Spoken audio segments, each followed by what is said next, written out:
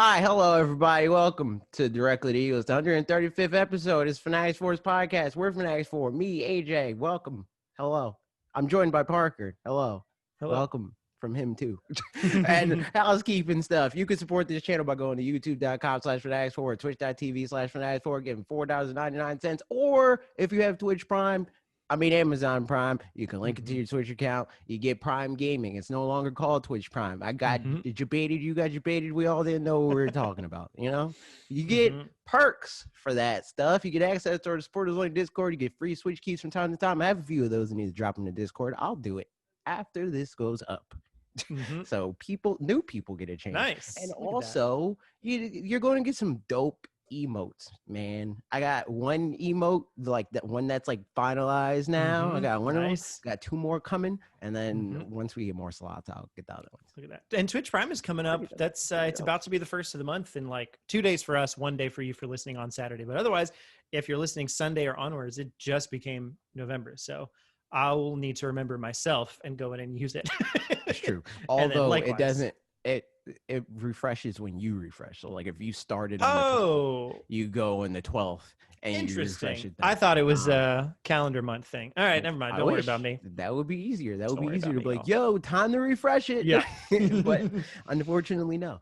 But yeah, I streamed late last night because I was like because I wanted to stream the Nintendo Direct partner showcase stuff that came out. Right. But yeah. That happened on Wednesday, and Wednesday didn't exist for me. So I was like, no, can't do that. And I was playing Pokemon with Lee, and I was like, well, we're already playing this. Streaming is now easy for me, so I'll just stream us doing this. So I did that like late last night, and that was fun. People hung out, and some people dropped some primes and whatnot. It was great, fun time. It's a good old time. Also, follow us on Twitter. You'll see when those streams go live and any other stuff. Linked in the description. I think I always just kind of assume that anybody listening is following us on Twitter, but like that's not the case. But like that's definitely the place where we hang out most often. Maybe a little less in 2020 because 2020, but still nevertheless. Yeah. But yeah, so you said Crown Tundra. You playing any games? Obviously, Crown Tundra. Yeah, Crown Tundra. At first I wasn't doing the story stuff. I didn't really care. I was just doing Dynamax. But then I eventually started doing the story stuff because I was streaming with Ian last week? Last week. Okay. And Ian was like, you gotta do story stuff. It's easy, blah, blah. And I was like, yeah, whatever. And I was doing that. It's very stupid. It's like, it's cool, like it's Pokemon story stuff, but it's the same typical RPG dumb nonsense of like, go to this place and talk to this guy. And it's like people that like those type of games. It's great. But me who doesn't like that, like mindless or not mindless, but like aimless, I gotta talk to this guy before I do this thing that I know I have to do. Like there's a part where you get these carrot seeds, right? And you got to plant the carrot seeds, and there's two places where you can plant the carrot seeds, and it's very obvious where you plant these carrot seeds. But you can't just go to plant the carrot seeds. You have to be told to go plant the carrot seeds before you can use the prompt to plant the carrot seeds. It's so stupid, and I hate it. There's no reason to ever do anything like that, but games still always do it, and it makes no sense to me. Like, come on, dude. Like, if there's one thing that every game should learn from Breath of the Wild, it should be like, oh, shoot, how'd you know you had to plant the carrot seeds? That's crazy. You know, like, do that. Which is funny because, like, even Pokemon in the tutorial about, like, super effective moves or whatever, like, that seemingly did it, but, like, I don't know. It seems like, but even then, it doesn't, because it's like Hop is like, wow, you know how to use super effective moves. That's crazy. And then 8 super effective moves later, wow, you know how to use super effective moves. Right. There's like things that happen a lot or have been like a staple, like tutorialized thing in Pokemon games that they got better at not tutorializing. If you already know, so like, you already caught a Pokemon, I don't need to teach you how to do that much. They nipped in the bud and got rid of. But with the stuff that's not like a staple, they still feel the need to like beat you over the head with like, and not even necessarily, it feels less like trying to make sure you know what you're doing and more like a thing to like pad the content. Because Every JRPG yeah. does that. Every single one at one point or another. It's like, go to this guy, talk to him, and then go to this place. You can't just go to the place. You got to talk to the guy so he can tell you to go to the place. And that's stupid. Like, I don't know why you saying that made me think of, well, you said JRPG. I thought of Golden Sun. It's pretty immediate thing. But I saw somebody commented on one of our videos at some point. I don't remember which it was. Oh, it was the one where I was saying that I wanted a Golden Sun. I'd give me a left earlobe for a Golden Sun or whatever. I saw somebody be like, Golden Sun, it's pretty much just, it'll happen in an off year for Dragon Quest because it's just a Dragon Quest clone and blah, blah, blah. And I was like, here's the thing. If it were, that would be great, because then I would just go play Dragon Quest games and it would be Golden Sun, but it's not. And you're wrong. And I am sad that you're wrong, because I wish you were right. But I thought that was a funny comment. I'm like, no. And also, it's not just in Dragon Quest off years, because we haven't had one since 2010 or something. It's true. And how many Dragon Quest off years have there been? But I thought that was just, I didn't respond to it because I was like, I will only end up being sarcastically snarky, or like, silly snarky, but I don't know that it'll come across anyway, so I just left it alone. But yeah, Pokemon, do you feel like, I feel like the Crown Tundra hype or whatever died down really fast, and I don't know if that's just, I don't know. Yeah, what do you, I don't know. I feel like it's not really the sort of thing that I would expect people to be like loudly hyped for. I guess it's like, already like, there's a community day one, it's like, dope, Pokemon, that's cool, and then people might be talking about it then, but then they just quietly are like, yo, Dynamax Adventures, which Discord, let's go, like that sort of thing. It doesn't really like behoove itself to be like, hey, look at what I found. It's not really that. It's sort of, it's not a Breath of the Wild, where it's like this water cooler moment or whatever.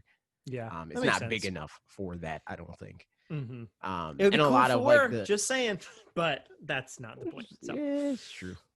It's true. But. Yeah, I mean, but again, I guess that's something where we were saying that kind of a thing is more likely to happen. I mean, I think they need to build towards that, because even Pokemon Sword and Shield, there's never been a Pokemon game that was Breath of the Wild. Yeah. Ever. Right. Yeah. that has been people like, I found the Pikachu under this tree. Like, I think Pokemon Snap is going to be the closest thing to that in a long time, which is funny. Like, I'm sure, like, I mean, if people were on last week, they already heard us say that, but like, I feel like for a lot of people that would be weird. But like, I don't know. I just think it'll have more of those kinds of bits in it. And if it doesn't, garbage game, throw it in the dumpster. True. Trash game. It's true. But yeah, I caught a lot of legendaries. I caught a few shinies. I talked about that last week, the first shiny that I caught. Yeah, man. And then Lee caught 2 shinies, one of which was so it sounds legendary. Like there's more shinies in Dynamax. Shiny, right? And I knew it. I felt it in my heart. I was like, there's no way. Like, I know I'm lucky with shinies more than most, but I'm not that lucky with shinies. So it turns out the base odds for Dynamax Adventures is 1 in 200. Base regular odds with no assistant, which is like near impossible now in this game specifically. But like the base odds of like, if you did nothing, you never saw this Pokemon before, you never caught any other Pokemon, all that stuff, blah blah blah, it's like 1 in 4,000. So 1 in 200 is crazy. But if you have a shiny charm, it's 1 in 100. Wow. Yeah. But if you have other people with shiny charms, they stack. So if you're on a team with 4 people that all have shiny charms, it's 1 in 50, 1 in 25, 1 in 25. Yeah. It's very, very stupid. But that's like, I'm down there. Like, and that's for each Pokemon within the Dynamax raid, right? So like you'll run into what, like 10 Pokemon in a raid or something? Into or 5 or okay, 4 or 5. I think it's 4. And all of those have a chance of being shiny, which is why it's like, it's a resource drain, because like you have to make sure you have Pokeball, even though like it doesn't really matter what Pokeballs you buy, because they're guaranteed captures. But you like, if you want to get a shiny, you're going to want to catch everything, even if you don't use the thing that you catch. Oh yeah, I didn't think about that. So you can't tell that it's a shiny before you catch it? Nope. Oh, nope. That's tricky. And like at first, what Lee still does, because he was like, it's part of it. Like at first, what I would do is I was looking at the Pokemon and like reference it, like, is this the shiny? And looking up the shiny and being like, no, it's not the shiny. But you could just go into the summary and see if it has the little star things. So it's like it's very robotic for me now. It's like immediately check summary where the stars. They're not there. Here, not shiny. They're not there. You're not a shiny. All right, done. Picking a legendary and calling it a day. That's crazy. Well, nice. I'm glad that's going well. You playing anything else? Or the things that we're going to talk about a little bit later? Well, Pikmin 3. Okay, yeah. We'll talk about that in a second. In that case, I played a little bit more Astral Chain. I'm still honestly like, I'm very half and half on it, just because there's sometimes that it's like, this is really fun. And then there's other parts that I'm like, I'm not really enjoying this as much. So it's I don't know, we'll see how that goes. I'll let you know when it's done. I hate that game. Find out. But it's got fun parts, but it's also got parts that really drag down the fun parts. So like, I don't know how I feel about that. But I've been playing some Mario Galaxy, and that, but then other things are things that we'll talk about a little bit later as well. Such Mario as right Galaxy now. Is the best game in that collection. Oh yeah. So I'll probably still make the video at some point, but I also might have run out of steam of wanting to make it. But I was going to make a video this past week for anybody. If you remember from the beginning of the video, I was going to make a different video, but I made this one instead because things. The video I was going to make is Mario 64 or Mario Sunshine better? And in that script was going to include the fact, like, obviously I'm not including Galaxy is not in this because it's like far and away. It would just it would win, game. like there's I might still prefer Mario 64 better just for me personally, just for nostalgia reasons and all that. But like sheep, as far as it being a better game, like it's it has little tiny bits of jank here and there, but very, very little amount compared to the other ones. So, but nevertheless, moving into the news, Pikmin 3 is out today. So, there's that, and we'll talk about that. But then also something, I saw some other tweets and tweeted about this myself, but like, kind of feel like, Nintendo's a little bit overstepping it in this sense of like, they're announcing other games and stuff. So I am wondering how it's going to perform in terms of like, I don't know. I'm just curious how it's going to perform. I was kind of surprised by this when I saw you tweeting about this. Because like, Nintendo does this all the time. Right. Yeah. Okay. Literally all the time. And like, they'll be like, brand new Metroid game. Also, Pokemon's coming out same day. So like, it seems like it works for them. Their games tend to have really long tails, and we know that by every time we look at the sales data. So it doesn't really matter when they drop it in terms of like the people that are like, I can only buy one game for the next 4 months. Which one do I get? Like those people, like if they really care about the game, they're going to buy it eventually anyway. And if they don't, then they're not.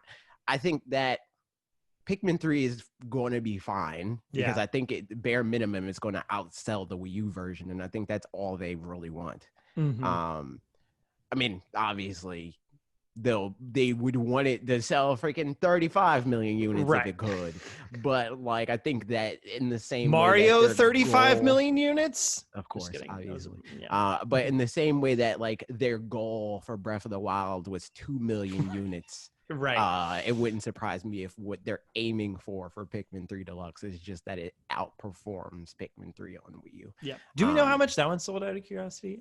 It's like a little bit over 1 million, I think, like 1.25 or something like that. I think. Selling Wii U games.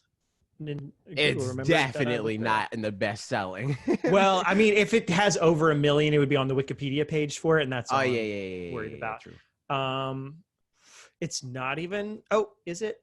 No, nope, not on the Wikipedia page. So I don't think it even sold Pikmin 3 sales. Which one is that? That's the first Pikmin. Pikmin video game, Pikmin 3 video game, and kind of the most important. What? I don't know. It's hard because if it doesn't get 1 million, then we don't get official numbers from Nintendo. So like, all in all, it looks like it sold not a lot. I don't Well, know. There's if not a that's whole. the case, then it's definitely going to outsell. Yeah, it Because I looks think like. that bare minimum, this is going to hit 1 million on Switch. Yeah, right. I Um, suspect so as well. Nice. Well, okay, yeah. So data report units were sold as of December 31st, 2013, I at saw least that. 210,000. Okay, so it looks like based on, well, I don't trust VG sales, Yeah, but it's VG a sales. number. They say 1.27 million total. So who's to say I if remember that's accurate or seeing not? 1.25 somewhere, but I don't Yeah. remember where. So, I mean, the thing is, like, if they have good sources to pull from, then I would believe the sources. As far They as usually so the thing about VG charts is they're usually the worst at it the closer to release it is, because what they'll eventually do is pull from right sales reports from the company. Yep. But they're not linking to any source. So oh, there's a source here actually. What is this? For the Well, it's from Resetera, so oh my god. I mean, that said, like whatever. If that has a source and blah blah blah, we're talking. But in any case, somewhere around maybe 1 million. That was what you and I both remembered independently, anyway. But I think the other thing that seems like maybe will be helpful was I saw something, a tweet earlier that didn't spoil it at all, but mentioned that like pretty much the epilogue content is like just good, is like good epilogue content. So that said, that's the kind of thing that I think is good PR after the fact as well, is like people are like, oh, it's just a Wii U port, but then you find out like, oh no, it's got additional things that are actually like really good. And I don't know anything about it and I haven't played it yet either, but yeah. Okay, well, whatever. We'll find out how it does when it does. But and I haven't picked it up just yet, but you've been playing it some? Yeah, and I played it before. Like I played it on Wii U, but I really didn't get that far into it on Wii U, and I don't remember why. It was probably because something else came out, and then I started playing that, and then it just never really came back to it. I remember I got up to the on Wii U. I got up to the point where you have everybody, like all the Gotcha, yeah. The explorer people. And in my playthrough on Switch, I don't know if I want to talk about it for the people that haven't, like, I don't know if I want to specify who I found when and what. Like, did you do the prologue content at all, or just went in? So there's like some prologue. It's like a demo or something like that. I think it's content that's supposed to be, like before chronologically before the beginning of the game, but it's like challenge mode kind of thing. I just pressed story mode, so I didn't go to any like separate mode yet. I just went straight to story and started playing through that, and a lot of it was just stuff I did already, in the first time I played it, like the tutorial part of like, this is what red Pikmin do, and this is what yellow Pikmin do, I got up to, so this is less spoilery, I guess. I got up to right after when you get yellow Pikmin. So like you get yellow Pikmin and something happens where it's like, well, here's these two mechanics or whatever that we're going to teach you more about, and like about yellow Pikmin and stuff like that. And then you clear that whole mission and it's like, okay, that's done. Now tomorrow I can do the other thing. And as far as days, I think I'm on day 6. Okay. Which that's not really a like out of, isn't it 30 days or so? I think you had to do it in at least 30 days or something happens, or that might be a specific mode or something like that. I do remember hearing people say at least, because I remember Pikmin 1 was very strict, like if you don't finish it in 30 days, I guess just reload a save or something, whatever. But I heard somebody saying that Pikmin 3 is more forgiving, and I don't know in what way it's more forgiving, and I'm glad about that, because like I think the only limit with Pikmin 3 is how, but again, I didn't get that far. I don't think I got to 30 days in my first playthrough. I think they got to like day 13 or something like that. I think the only limit is how much juice you have. And right now I have like 7 extra containers of juice. Nice. So like I'm good. I can do nothing for the next 7 days and survive. But I do hope, or I'm curious to hear people's impressions that like are, avid Pikmin players or whatever on the ultra spicy mode or whatever that has, I think with that, it's something like you can't gather more than a certain amount of extra juice, and you can only have up to like 60 total Pikmin at any given time, or something like that. So like, but that's the kind of thing where like just hearing that, I don't know how well balanced that is or not. So that'll be interesting to hear, if that actually turns out well or not. Because as we talked about, so like far, game design things are important. I lost like total like 9 Pikmin. I have like 132. How dare you? 9 whole Pikmin in the line of battle, dude. I couldn't do anything about it. Well, actually, no. 2 of them died for the sake of tutorial. 2 of them died, so the game could be like, "Don't throw them in water," and the other one's like, "This one doesn't like fire." So those 2 died for that, but the other freaking 7 or whatever died to the boss battle. They got yeeted. So I watched the Did You Know Gaming video on Pikmin this past week, and it talked about how Miyamoto was like, Pikmin is going to be the next Mario, which I think is very funny because it's not for a lot of reasons, like so many reasons that it's not. But like, that's not that it's not great, but just like Mario is the most accessible concept that there is. You just run and jump places and try to get from point A to point B, and Pikmin is not super accessible, like, but I think it's somewhere like for me, I haven't played the first 2. The first 2 are probably worse in this regard. But for me, it seems like a weird middle ground between like a Mario game and a Fire Emblem game. I can see where that. like you do have to like plan out routes and like, okay, I'm gonna go and get this thing so I can go and do this more efficiently and blah blah blah. But there's no real like barrier to entry to doing that. It's kind of like that Breath of the Wild sort of thing of like it's cartoon logic sort of stuff. Like there's a freaking glass wall here, how do I get through this? I'll probably just throw rock Pikmin at it. Cool. You got a hammer? There's a sparkling light bulb, I wonder which Pikmin will get me past this part. Like that sort of stuff. So it's like less accessible than go jump on thing and you kill thing, but it's not as crazy difficult to figure out as like freaking classic mode Fire Emblem game or whatever. That's true. Nice. Yeah, I haven't started playing it yet, but I'm probably going to pick it up over the weekend and get cracking. But I did play, and we'll get into the partner direct here in a minute and talk about some of our thoughts, but I did play the demo for Hyrule Warriors Age of Calamity. Did you play that at all? I wanted to on stream, but I did not get a chance. I probably will on Saturday, which is today. It is. Twitch.tv/fanatixfour. Nice. It's lots of fun. I'm quite enjoying it, and I don't know if this means I don't know, like I'll be curious to find out people that have played other, like you played other Hyrule Warriors and stuff, what your thoughts are on this one versus other Hyrule Warriors games. Because for me, for me, I think the fact that it's like, I don't know, the story feels more a part of it, like definitely makes the things that I'm doing feel a little bit more important than if I felt like I just am fully aware that everything's being made up for the original game story at all. So, and I don't know how much that'll last either the whole time, but I suspect it will, So that said, it's so the thing I did figure out gameplay wise that I was wrong about, or I don't know if I was wrong about it before, but at least seems to be different in this one. If I was not wrong, whatever, is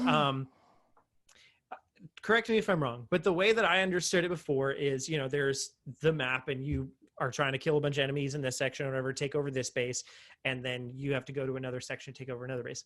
Is that dynamically updating here's what I was worried about, is that it would feel stressful because it's always like, oh, I'm over here doing this other thing, but meanwhile, there's some people like taking over a section down there and I'm losing all this ground from before. Okay, so that is the way. I'm curious how I think there might be there's probably like some missions where it's like once you do it and it's done. Okay. But there are missions where it's like, all right, they're gaining ground, dude. Come back here and get them. So I'm curious how I'll feel about those, because to me that sounds very stressful. The 2 tutorial missions, or that the first 2 missions and the other like bonus ones that were in there in the demo weren't like that. They were just like, okay, go to this next objective. Something's happening over here. Go to this next objective or whatever. But it doesn't feel as much like I'm having to manage a lot of things all at once. Other than like one of the bonus missions was just timed in general, where it's like, you know, just do it within this amount of time and you'll win. So then at that point, you are kind of just thinking about trying to make sure to get everything done.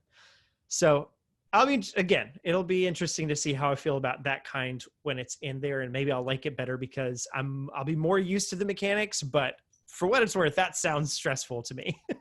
So I don't know. We'll see. Yeah, I just didn't like the first game, but like I said, I'm open to trying this one because I do care about the Breath of the Wild's lore and all that good fun stuff. So I'll check it out. Did you try any of the? Because I know Bob played it and he didn't know how to change his character.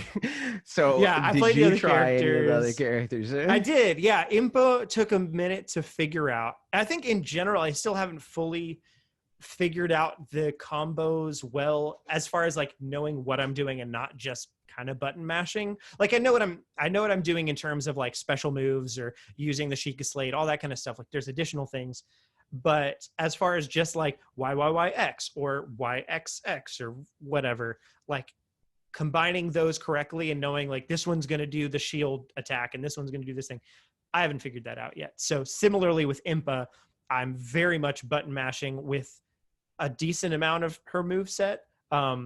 But there's sometimes where I'll do something like, that was really cool. I don't know what it was. I'd love to actually figure out how to intentionally do it, but it was fun in the meantime. So yeah, Impa was a bit weird to figure out. And there's still some things I don't understand, even as far as like, she's got symbols that make more copies of her appear, like clone jitsu or whatever. I saw somebody post a Naruto meme. They were like, playing Impa be like, and it was like Naruto hand signs and stuff. Exactly. Yeah. That's very accurate. She feels very Naruto in that regard. Can I play with Impa first? Yeah, you can play with Impa within like the first 10 minutes or 5 minutes. That's dumb. Something. Stupid game. No, I'm probably going to play with Boy Zelda first anyway for the meme. Yes, you will have to. So look at that. But yeah, I mean, within the first mission, you switch to Impa pretty soon. I think maybe you even switch to Zelda. No, you switch to Zelda within the second mission. Which Zelda? Girl Zelda? Girl Zelda. Gotcha. Girl Zelda indeed. Gotcha. But yeah, it's great. So I'm very much looking forward to the game after this. I already was, but I am even more now because I'm enjoying the gameplay. So look at that. Nice. And that demo was announced in the Nintendo Partner Direct this week, which we will now talk about with our words. What? I thought we were going to use hand signs. I mean, so there was I do know how to say hamburgers with cheese and French fries in sign language, which came in handy one time. I don't know. Somebody just knew it and taught it to me. And then I worked as a server and at a like burger type place, and 2 guys came in that were deaf and used sign language, and they just wrote stuff down and, you know, or like pointed at things that we communicated that way, and it was totally fine. But right at the end before they left, I was like, hamburger with cheese, French fries, and he was like, yeah. And it was fun. I was like, cool, I know things. So there's the end of that. Nice.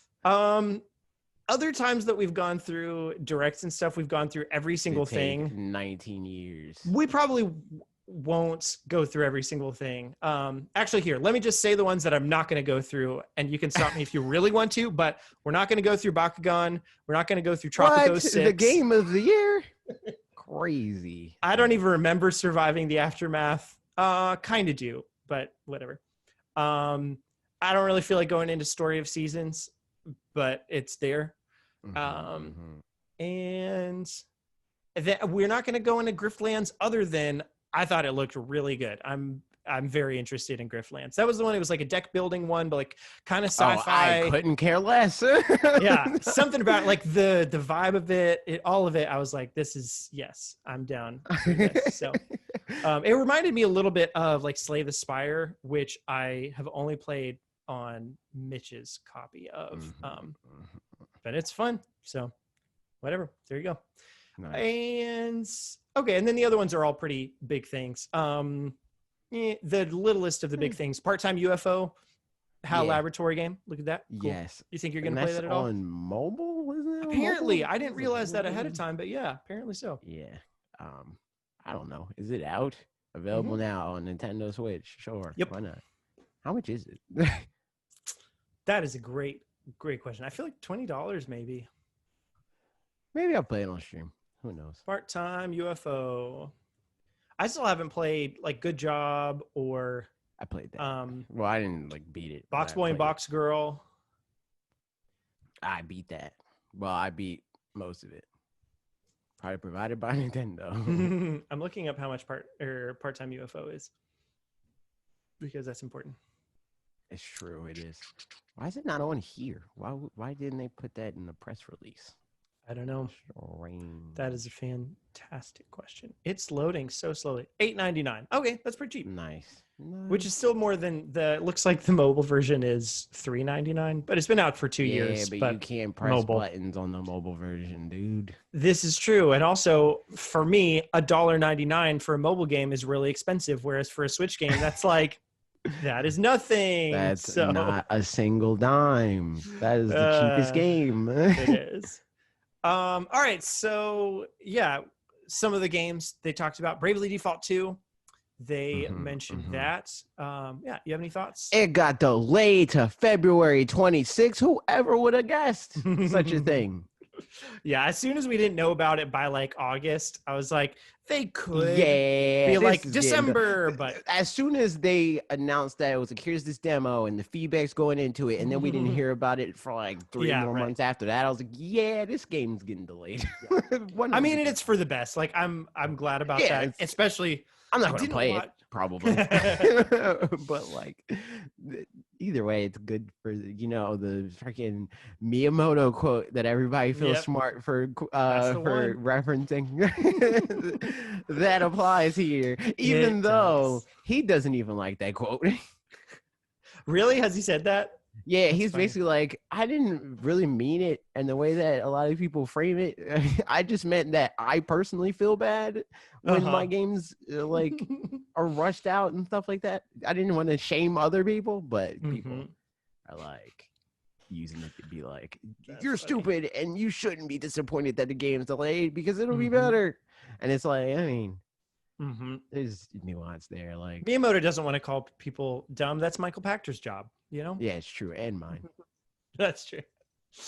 Yeah, man, Bravely Default, they talked a bunch about it. I need to go back and watch the additional video that they put out that actually talks about the demo and like feedback and stuff. Cause I only played a little, I didn't finish the demo. I just played some of it. And the more I've thought back on it, the more I enjoyed it in retrospect, which is a dumb thing, but is the way that I feel about it anyway. But it definitely was challenging, but it sounds like it was challenging on purpose, but they're going to implement some things. So I don't know. I'm still very interested in it. So I might go back and just actually play the demo, or probably more likely they'll put out a second demo like they did with Octopath Traveler. I'll play that one and then kind of base it off of that. But the only thing with Bravely Default, it looks really good, except for it still looks just like I don't know how I feel about the chibi look still. Something about that just like isn't my favorite. Like it shouldn't matter, but it feels like it's the 3DS thing. Yeah, right. And like I'm sure they just wanted to retain the identity of like, this is what Bravely Default is now. It's just chibi kind of stuff. But like they also didn't have to do that. Like obviously Monster Hunter Stories. That's a different game. That's the Addams Family. That's a Cookie Mama DLC. Oh. Yeah, like the Monster Hunter Stories 2, I feel like, transitioned from chibi to not chibi, and it just feels like the same thing still, but this, kind of is staying within that. So it's whatever, but I'll try out the demo if and when it comes out. But there it is. And then they also announced, oh yeah, also Immortal Phoenix Rising, but that's just the same game. We're still excited about it. Stupid names. It is. No More Heroes 3, and also then talking about No More Heroes 1 and 2. I can't believe they didn't release this game, and even though we already knew that. Yeah, we already knew. It's not new information. Yeah. And I'm so I'm shooketh. I can't believe they did No More Heroes 1 and 2. I'm so glad. It would have been so done. Like, I'm not surprised that they did. It was but super I wouldn't have Just been them too surprised. 3 was like, okay, this is the first hero coming. Right.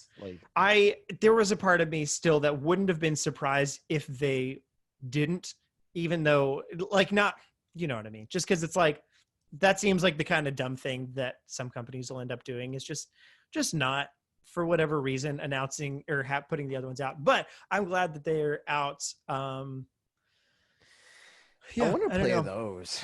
Yeah. To see, or not even those. I want to play the first one to see if I care to play the other ones. The thing is, I was watching. I always thought that those games, like, not the games, Travis Touchdown seemed like he was like a cool character. And I'm like, I'll play a game, but I never actually saw those games played. So then I played Travis Strikes Again as a thing of like, do I care about this? And I was like, this game, product provided by Nintendo, sucks.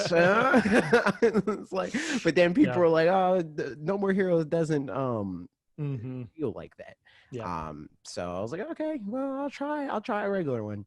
So I'll probably pick up the first one, and I may or may not stream it, but maybe not, because if I don't like it, I don't feel like dealing with people complaining.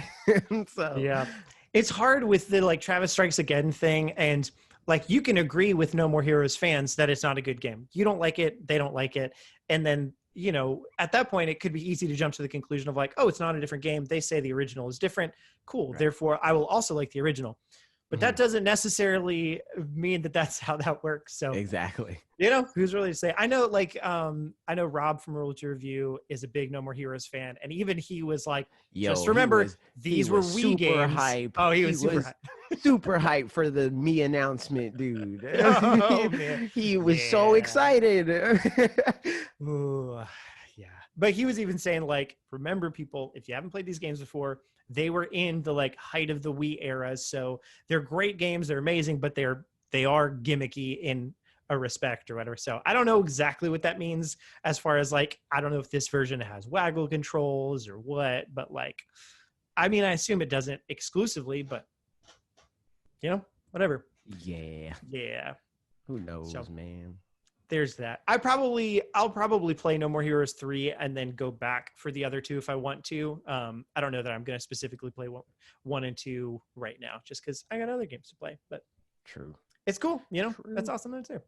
And then a couple more things. Obviously, Age of Calamity. We talked about that. There was a demo for it. You can play as Divine Beasts, which is neat. Also, there was a data mine. I'm not going to talk about the details of it, but there's a data mine for the playable characters, at least for the base game, assuming there's maybe going to be DLC, maybe there'll be more.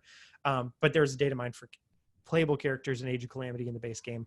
And that was fun. I was like, I don't care about spoiling that for myself. So I looked at the list and I was like, if this is right, then I'm going to get to pat myself on the back for some of it, which is fun.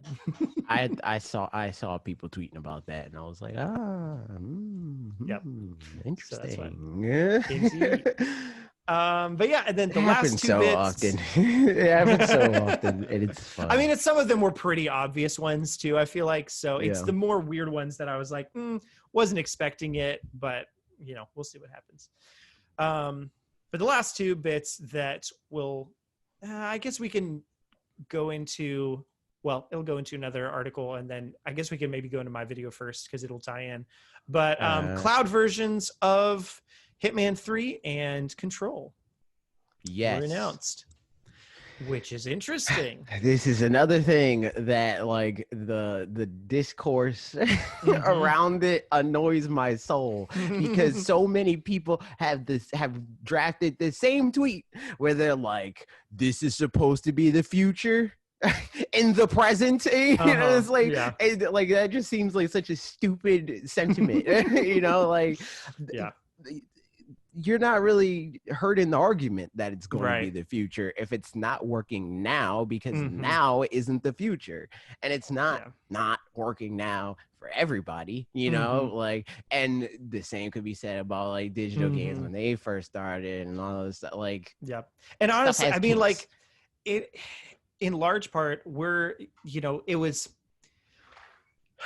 like one phone generation away from like suddenly now everybody has a 5G phone. Like that's just, Yeah. I mean, not everybody, but for the most part, like that a lot of people will, like, people have The adoption rate is going to be high. yeah. Like, And it's it's like relative to like the people that don't have high speed internet in their homes and stuff like that. Yeah. Like, So like I think a lot of those things is like we're just one click away from a lot of people being on better internet and being on, whatever.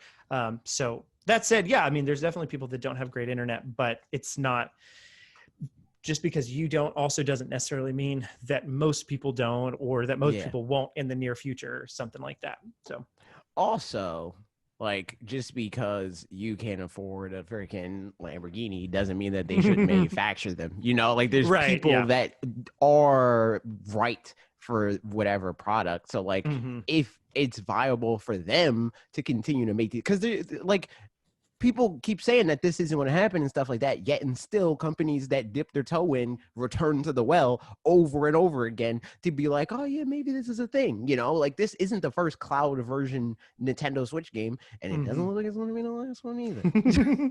Yeah, which on that note, yeah, there was it looks like there's something Resident Evil 3 remake cloud version.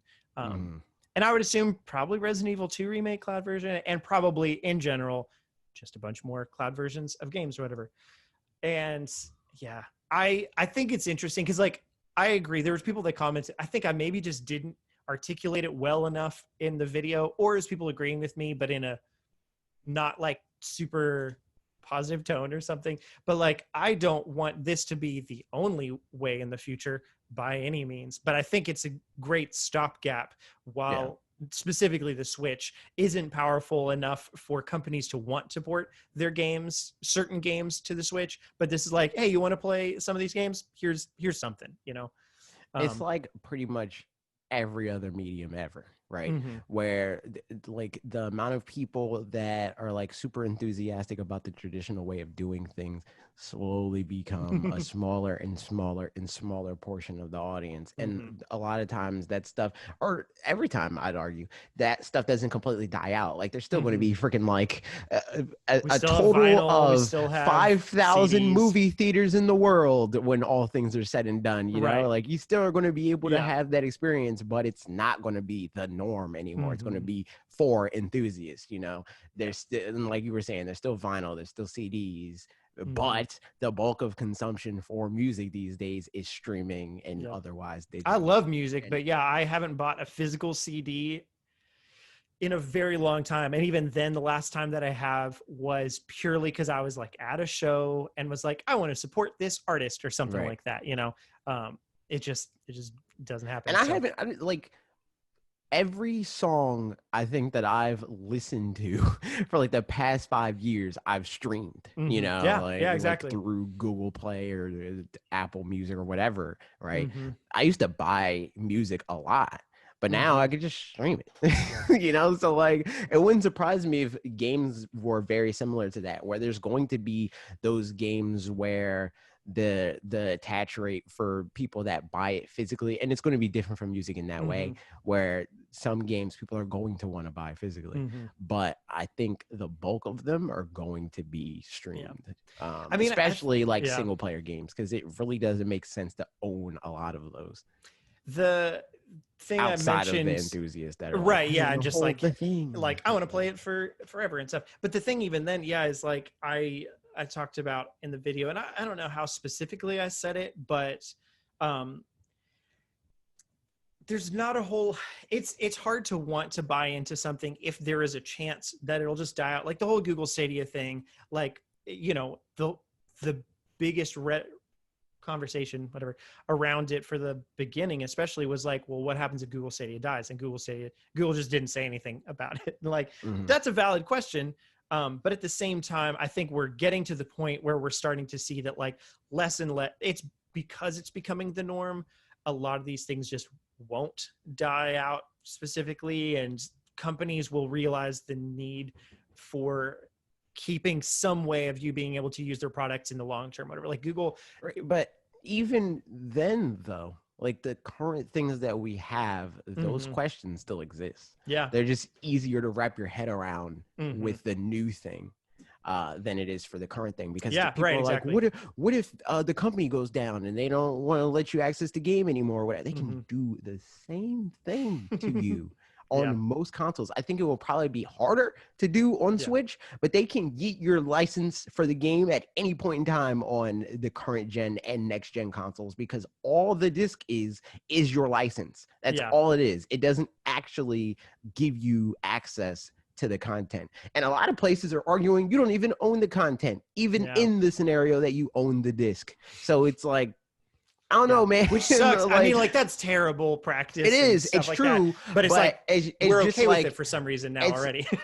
No, but that's the thing. People aren't okay with it. They just don't understand that you can't really do anything about it, you know? So it's like, it sucks for sure. But I just think it's a bad argument to be like, well, streaming's not going to work because I want to own the thing. And it's like, well, I got bad news for you, buddy, because you don't own the thing right now. Like...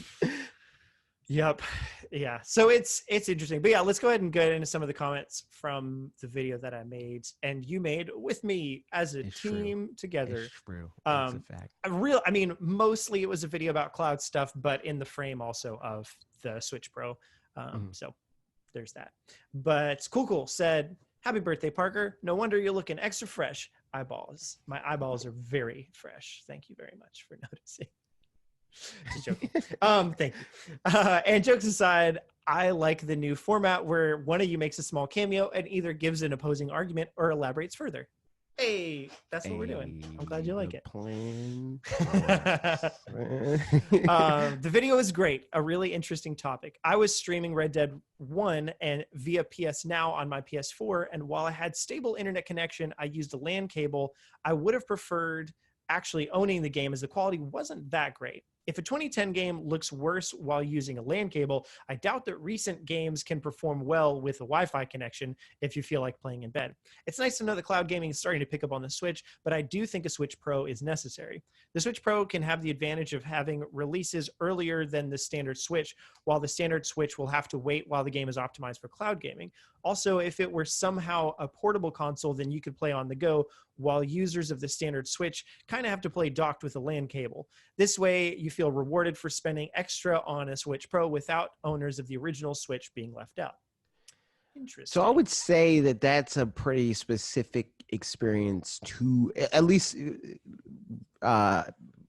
considering my experience with cloud gaming, it's pretty specific to PlayStation specifically, because their networking, contrary to popular belief, ain't that great. So it's like I've streamed games on PlayStation Now to my computer from my PlayStation a foot away from it, and it can't do 720p. It looks pixelated, it runs choppy and stuff like that. On the other hand, I freaking played Assassin's Creed Odyssey on Google Stadia before it was Google Stadia, and I could run that 1080-60 on Wi-Fi. You know, like I didn't have to do LAN adapters and stuff like that. And we were talking about earlier, like 5G and stuff like that. I don't even know if that's true as far as like needing to be home and stuff like that, because people could just stream the game from their phone. Yeah, just like with a hotspot or whatever. Yeah. So I don't know. I think, and as far as like optimizing and stuff like that, it really just depends on what the infrastructure they have in place is, because like it doesn't seem like looking at like Stadia and like xCloud, it doesn't seem like it takes all that long to optimize it. I would think not, because it's just a PC version. Yeah, but a lot of times it's not even that. And a lot of time, like with Xbox, it's just a bunch of Xboxes, you know, like those are the servers or Xboxes. So like if the game works on the console, it's just the end user or like the platform side of like making it work software wise with whatever streaming the game, you know, like just getting it to run on that versus like doing specific tweaks to make one game compatible with it. Like it's not a different console. It's the same console, just running on different software, essentially. Yeah. Yeah. I mean, and I think the thing too about the Switch Pro doing the whole like staggered release thing, I mean, I think it wouldn't necessarily be needed for the reason that you just said, AJ, just because like it's, you know, it's easier to make it run on the thing that it already knows how to run on than optimizing even for the Switch Pro. But even then, I think in my mind, I just can't imagine the Switch Pro being that much stronger anyway than, you know, like to the point where it would run control. It's not going to be like a next generation console sort of. However, I mean, that kind of a thing would be cool on like a Switch 2 if it could be that strong or whatever. But, you know, who's to say what the technology will be in whatever year that ends up coming out. But I think for me, this whole thing, kind of what you talked about too in your section, AJ, is like that the cloud gaming thing seems like a good way to satisfy that top level of third-party games or whatever, and the Switch Pro will just kind of like widen the base, if that makes sense, instead of having like, this is the Switch and this is the Switch Pro and there's some overlap there. This is just kind of like the Switch Pro does this or something, and then all of this stuff up here is just like, it's just going to be cloud games because they're ones that, I mean, like, yeah, it sucks that not everything could be done natively, but we just know that there's tons of third-party developers that just won't want to, even if their game could possibly run. Monster Hunter World, you know, as an example, that one company was like, yeah, man, we could make it work on Switch. Obviously they had Monster Hunter Rise in the back pocket, so like, we're not going to do that for our own reasons, but you know, it's possible they just wouldn't have wanted to anyway, because it still costs a lot of money to do that. It costs a lot less money to just be like, yeah, just put it on some servers somewhere. Yeah, and that's the, like, it's easier. That's the much easier explanation for them than to just be like to have people think it's not going to run. It doesn't work. It's way easier to say that and to have people be okay with it than to be like, we don't want to spend the money to get it to work. Yeah, exactly. And the thing, like, I'm a little bit worried is maybe a strong word. I hope that Nintendo still tries to push the games that really could have worked like pretty without less like the games that are in that middle camp that it's like, they could work on the Switch if you optimize them enough, but they're just lazy and put it on, you know, on the cloud instead. I hope that Nintendo would still push them to try to make a local version instead. Cause like, I don't know, but you know, we should probably read Seven's comment. Okay. Yeah, cool. They touch so yeah, indeed they do. So Seven said, okay, I have an actual relevant comment, and it pretty much echoes what you said near the end. Cloud versions are great if there was absolutely no other way a game would come to Switch, or even the fabled Switch Pro. However, I'm half afraid that some studios will use this option as an easy out. Just stick a game on the cloud right away instead of even considering trying to make a Switch port. Speaking from my multi-platform privileged position, I'd much sooner rather buy or double dip on a game like Cloud or Cyberpunk 2077 or Red Dead Redemption 2 if I could play it wherever I go without worrying about a stable internet connection. Also, our country's infrastructure isn't quite there yet for a lot of folks to have any internet access at all, let alone one good enough for cloud gaming. And those of us lucky to have it often have to deal with power outages. So it's better to either be a multi-plat snob and buy games on systems where you can play them offline, or upgrade to a Switch Pro if it still means you can play Cyberpunk, Red Dead Redemption 2 / whatever when the power goes down. Yeah, you could still use a mobile hotspot or even xCloud on your phone, but that would eat through both data and battery. So I think that this scenario is another one that people pose a lot, where it's like, but that'll just make developers more lazy. And I doubt it. I think that there's a bigger incentive to have a physical, or not a physical version of the game, but a native version of the game, because people are going to buy that more, you know, in the same way that, like, even though the PlayStation 5 without the disc drive and the Series S are cheaper, they're probably going to sell less than the bigger consoles, because that's just what people are already comfortable with. They're not, I mean, same for Switch Lite, regular Switch, all of that. Exactly. Right. And it's the whole thing of like, well, I want the best thing, you know, like I feel like iPhone specifically trained people on that, where it's like, I don't want to look like I don't have money, so I'm going to Yeah. buy the other thing. You know, like like Mhm. a lot of people would just buy, even if they can't necessarily afford the better thing, they're going to buy the better thing. Mhm. So I think that the cloud version is very much so going to be a thing for a long time. It's going to be, I couldn't buy this otherwise, so this Mhm. is the one that I'm going to go with. And for that reason, it wouldn't really make sense for Mhm. developers that really want to invest in Switch to Mhm. rely on that. I think the only people that are Right. going to rely on it are people that wouldn't put anything on Switch anyway. And are Like, either testing out the market or just Nintendo convinced them like, hey, here's an easy option. It's this or nothing. And like, yeah, whatever. I guess I'll do it. yeah, or Like, it's just as simple as them being like, it's free money. Like yeah, right. I wouldn't put in the work to like Mhm. develop this natively for the console or whatever, but Yeah. like I Do can you make it run on the anticipate, cloud out of and blah blah. curiosity, retail presence at all for any of these cloud games? Like Fortnite, for example, is a digital only game, but you can find it in stores as just like really you're just buying V-Bucks and skins and stuff like that. Yeah, I can see them doing stuff like that. Hmm. Where it's like, you know how like there's the Maybe thing like on there where you Call of can like Duty or pay something. for the If yeah. trial and stuff like that. Like I can see them like having like branded versions of like a Hmm. trial eShop card or whatever. Right. But I don't think that that's going to be a huge thing. I think Right. that's going to be mostly for like the GameStops of the world, where it's like Hmm. we're a gaming store, and if we don't have this, we're gonna die. You know, like Yeah.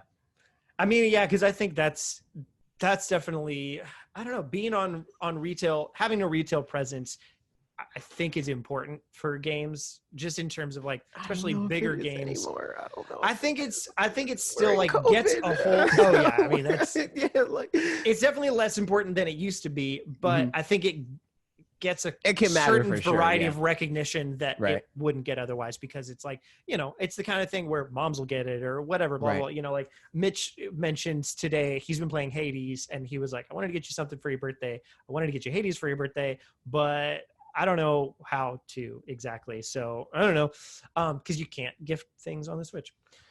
You can give stuff on Amazon. That's true. But like, if there was, I mean, I wouldn't want a physical version of Hades anyway. But that's the kind of thing where a parent could like, yeah, goes to a store, sees all the games that are there, and they'll buy those. They won't like be like, you know what? Maybe they'd like Transistor or something, and then go find Mhm. Transistor. Right. So, Then I'm gonna like grab your Switch and yeah. But yeah, I think I'm with you though, Seven, where that's something that I'm curious how it'll turn out, and I hope that there's some checks in place anyway. But I think, like AJ said too, it's yeah. likely that there's reasons that they wouldn't just do the quote unquote lazy option I think the only way that anyway. we'll see that happen in mass is if cloud gaming becomes super Yeah, successful. right. Like right now, it looks like it's going to be the minority in the market. Like Mm-hmm. I think it's going to have its place in the market, but Mm-hmm. the majority of people aren't going to buy games there. Yeah. So it's for that reason that like if you're going to put a game on Switch and you Mm-hmm. want the Switch audience, you're going to have a native version. Here's a thought I just had. I wonder, and I don't know, but I wonder if come March of next year, when all, we're assuming some things maybe are going to happen, Mm, if the online service expands to somehow include cloud games in a rotation or whatever. mm, Like, I mean, pretty much a PSN sort of a thing, right. but that you pay more or something, Nintendo Switch Online Plus, and it's a monthly thing instead, but you get some of these cloud games. I don't know. Uh I think I that could, would be smart. I think yeah. that would be smart of them to do. But as our good buddy Michael Pachter said, and all, but, Yeah, I think it would be no, a rotation but if that happened, but that's just I a think that thought. if they did it, it's not going to be like a standing thing. I think it's going to Uh-huh. be the replacement for their like Mario Tennis trials Mm-hmm. and stuff. Like Right, yeah. try freaking Breath of the Wild 2 on cloud, Mm-hmm. like for a week. Yeah. Like I can see them doing stuff like that. Mm-hmm. But I don't know if it'll become like a collection thing. Like the only way I can really see Oh, Nintendo and I don't doing really that. see it for first party stuff, by the way. Oh I'm yeah, mostly yeah, yeah, thinking yeah, for third sure. party stuff, but Well, yeah, that's possible, but I don't even, I don't know. It depends on what it is, I guess. Yeah. Like it's probably for like the Mario Rabbids of the world, where it's like right. every 2 months this game's $7. You know, I can see them doing that. I mean, there's a bunch of places like that, because like they don't have to stream, they don't have to do cloud versions of only the bigger games like Mario Rabbids obviously exist. Like indies would probably benefit a lot from that, but it depends on what the indie is, like, right? Because like, so I mean that would pretty much just be their own Game Pass sort of a thing at that point. It's just all, or I mean their own xCloud and Game Pass. It would be exactly that. But with, I mean, because like Warner Bros, they put their games on sales all the time, like with their Lego games or whatever, and Ubisoft and like all the big third-party publishers, their games go on sale super often. Right. I don't know. I could see it happening. Who knows, man? But Patrick Strong said, so this is less in the cloud side, more in the Switch Pro side of the conversation. Patrick Strong said, the Switch Pro should have been the original Switch. I don't think it works like that. I don't even know if that's true, because if the Switch Pro is what we think it is, or what it's rumored to be, when it's like this mini LED screen and it can play 4K games and all this would be a $500 console in 2017. And it wouldn't have done as well as it's currently doing in 2017 now for a cheaper price. You know, like I would assume that max this thing is going to be $350, if not the same $300 that we're paying right now. It wasn't going to be that in 2017. So like it's easy to shoulda, coulda, woulda. It's easy to be like, well, if Nintendo just released the Nintendo Switch when GameCube came out, then they would be in a much better place. It's like, well, yeah, sure. If they could do it for $300 in 2001, you know, like, but no, they couldn't.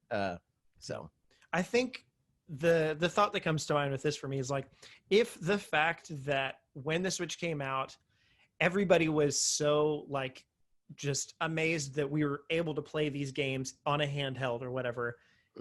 Technology moves so fast that like, 3.5 years later, it's just not that surprising to be playing Breath of the Wild on, you know, this. But at the time it was amazing, and that was like crazy. And so I think that just goes to show that the technology was pretty advanced, or like quite advanced for the time, but it also wasn't a huge risk for Nintendo necessarily, as far as like it being like, you know, we're losing money on every system because we're spending so much on the chipset. See, but that's the thing that's like wild, is because I would still say that the Switch is super impressive, because like while like we just gotten used to it wise, the iPad Pro can outperform the Switch. We're talking about hardware that, for one, is starting at $1,000. For two, it's not as what, for all the crap that Joy-Con get, they feel 1,000 times better than playing a game on a touchscreen, or these like cheap clicky, like attach the controllers to your Razer phone. Like they feel 1,000,000,000 times better than all this crap. So for that, where it's like, it's a Game Boy, it's a DS and all that stuff, but it's playing Xbox 360 games, or a little bit better than like PlayStation 3 in terms of like visuals and stuff like that. Like that's still wild. But the people are like jaded because they're looking at the numbers of like that Fortnite runs at 60 frames per second and it's 4K and also on the iPad, you know, like that type of crap. But like, it's not the same. It's not apples to apples. It's like saying that, well, since my phone is 40 megapixels, that means that my phone is better than my 4K mirrorless camera. No, it's not. I guarantee you it's not. You know, like, I think that's, it's easy to just have gotten used to the technology, and it's not that it's not impressive. But again, it would have been super expensive to design back in the day, expensive to put out. It would have been expensive for Nintendo, expensive for us to buy.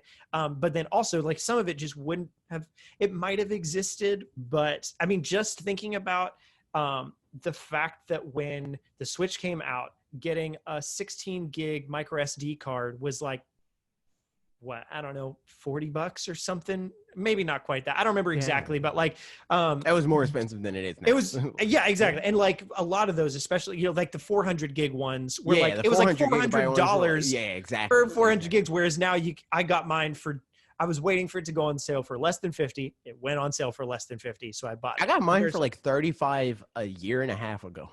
So that's like, you know, the fact that that kind of technology has scaled so much in these 3 years as far as price goes means that like definitely not all of what the Switch is would have been that much more percentage wise expensive, but individual parts of it for sure, you know, have gotten way cheaper since then. So that's it would have been but I would great say if the it Switch would Pro be. was I think the Switch, like if the Switch Pro came out, whatever, like if it played 4K games on it, because all this stuff is exponential. Like you can like say like, oh well, it's a different screen, so but like, but no, it's like this is tech that wasn't widely used. Like mini LED is just now fully being embraced by companies, and even barely then. And these are companies that will have like the super thin margins, or are okay with charging $2,000 for their TV or whatever, right?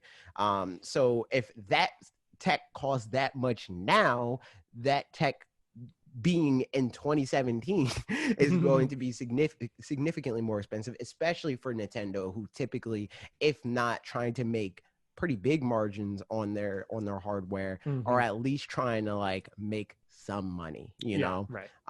So like the Switch wasn't going to be $300 if it was the Switch Pro.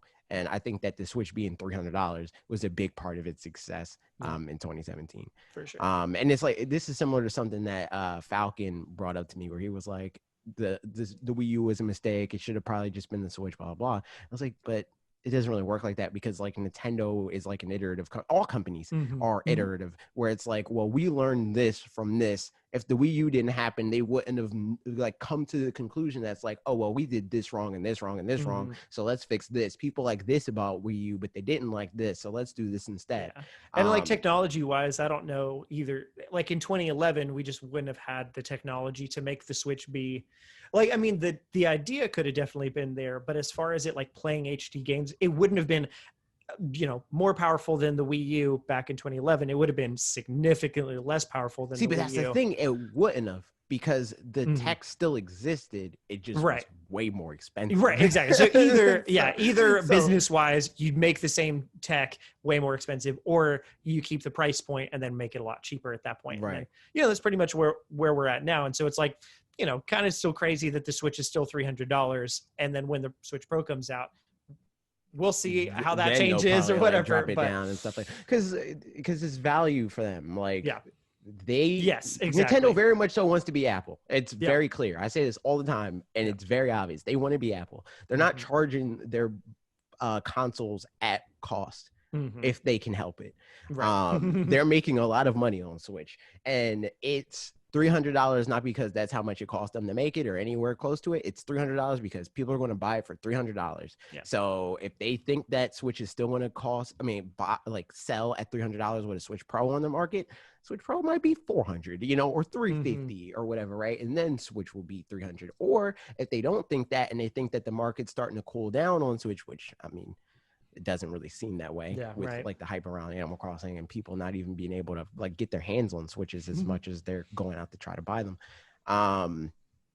Like maybe the Switch will drop down in price, and then the Switch Pro will replace it. So it's like $250 and then $300, and because that's also a very Apple thing, where it's like they're now trying to hit every price point. It's like, oh, you don't have money to buy a phone, you can get 3 generations ago for free with a carrier. Oh, you have a little bit, all right, you can get our budget phone for $250. Oh, you want last year's model, it's for, you know, and they hit every price point. I can also see Nintendo trying to do that, because they did a version of that before for a long time. They were trying to do that with 3DS, where it's like 3DS now is our budget console. Get one for $50, you know. And then they just completely stopped doing that.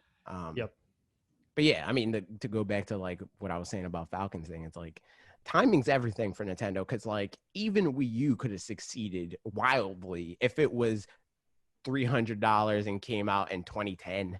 Like that would be wild, because it would be at the height of that generation. It was more powerful than the consoles around it. It had the cool like second screen experience situation and stuff like that before tablets got really big. It would have been able to do better, but who's to say it would have been able to cost the same price in 2010? And like, yeah, exactly. Yeah. But thank you for the comment, Patrick. That was, I think, interesting thing to talk about for sure. And there you go. Last comment from my video. Ethan Kim says, I don't know. I way prefer having physical games. In fact, most people I know prefer physicals. I don't know anyone who likes cloud gaming. So the idea that we're moving in the direction where things could go all digital or all cloud is absolutely bogus to me. I get the feeling it's mostly Xbox fans who like Game Pass, but moving to cloud gaming would not go well for the Nintendo fan base, in my opinion. And this is where I was saying, like, I don't know how well I articulated the fact that I don't want it to go all cloud gaming by any means. But I don't think it's going to go all cloud gaming anytime soon. Even Xbox isn't all cloud or all digital. I mean, Stadia is, so like there's obviously that's, a sector of the thing, but they're also not like, they're not doing great, and people don't really love that either. So I think, but I don't even know if that's why. Yeah, right. I think that the reason why Stadia is not doing great is because the model sucks. Not so much because cloud doesn't make sense. Right. If they did more like the Game Pass model or something like that, then it would be a lot more successful. Especially since you don't even have to buy a box. Like if it was a subscription thing, if it was pay $25 a month to play 100 games or whatever like that. Yep. I think that would work a lot better. It's the problem with that is not the cloud part. Like I think people are projecting, like they want cloud gaming to not do well because it's not what they're used to or what they can feasibly like access and do all that stuff. Honestly, with Stadia, even if it was like it's a subscription thing, or you can also like buy individual games as well, to where it's like then you can cancel your subscription but still have these games, then I think that would be fine. It's like somebody's like, yeah, I only want to rent pretty much every game except for, I don't know, Assassin's Creed Valhalla was real even good, if they so did it in a thing that. where it's kind of like GameFly, where like after a while of being subscribed and stuff like that, it lowers the price of the game you're currently renting and stuff like that. Like if they were like, your subscription is $25, but 5 of that can be applied to a game of your choice or whatever. I think that will work a lot better. But all that said, for Nintendo specifically, I don't, the Nintendo fan base would also hate being all cloud. I would not like being all cloud. Cloud gaming and all digital is death by 1,000 supplemental cuts. You're not going to wake up tomorrow and it be all digital, but it's going to slowly get there. And again, like you said, it's never gonna be all digital, but it'll get to a point for sure where it's 90% digital fixed, and that 10% is gonna hang out there or whatever. I don't know about 5%, whatever it is. It'll be some amount. It'll be effectively all digital, but there will be like backdoor ways to like, all right, I'll get the newest Mario game typically, and this limited edition, like it's going to be stuff like that, like a super rare games kind of thing. Like they're not going to die out unless people stop buying them, but people aren't going to stop buying it, because there's so few of them anyway that it's. But the thing about it, the thing people aren't going to like, and I think that most people that are commenting in this sort of stuff are going to be the ones that eventually embrace it. They don't feel like they will, and they don't like the idea of it now, but eventually it's going to be disk drives. It's going to be Apple taking out floppy drives and stuff like that. It's going to be, like initially people are like, the headphone jack, how do I live without a headphone jack? Then everybody has AirPods, so right now it seems like it's not feasible, but that makes sense because they're not planning to do it right now. Right. Which is the interesting thing with like the Xbox One and the fact that, it pretty much, they wanted to do what the market is at now as far as like it being always online, blah, blah, blah, all that kind of stuff. But they just did it really early where people were mad about it and they were upfront about it instead of doing the death by 1,000 cuts where everybody became fine with it organically. So it's interesting. All things considered, the fact that we're already seeing the Resident Evil 3 remake cloud version thing means this is even less like testing the waters than I kind of thought it was. But I don't know.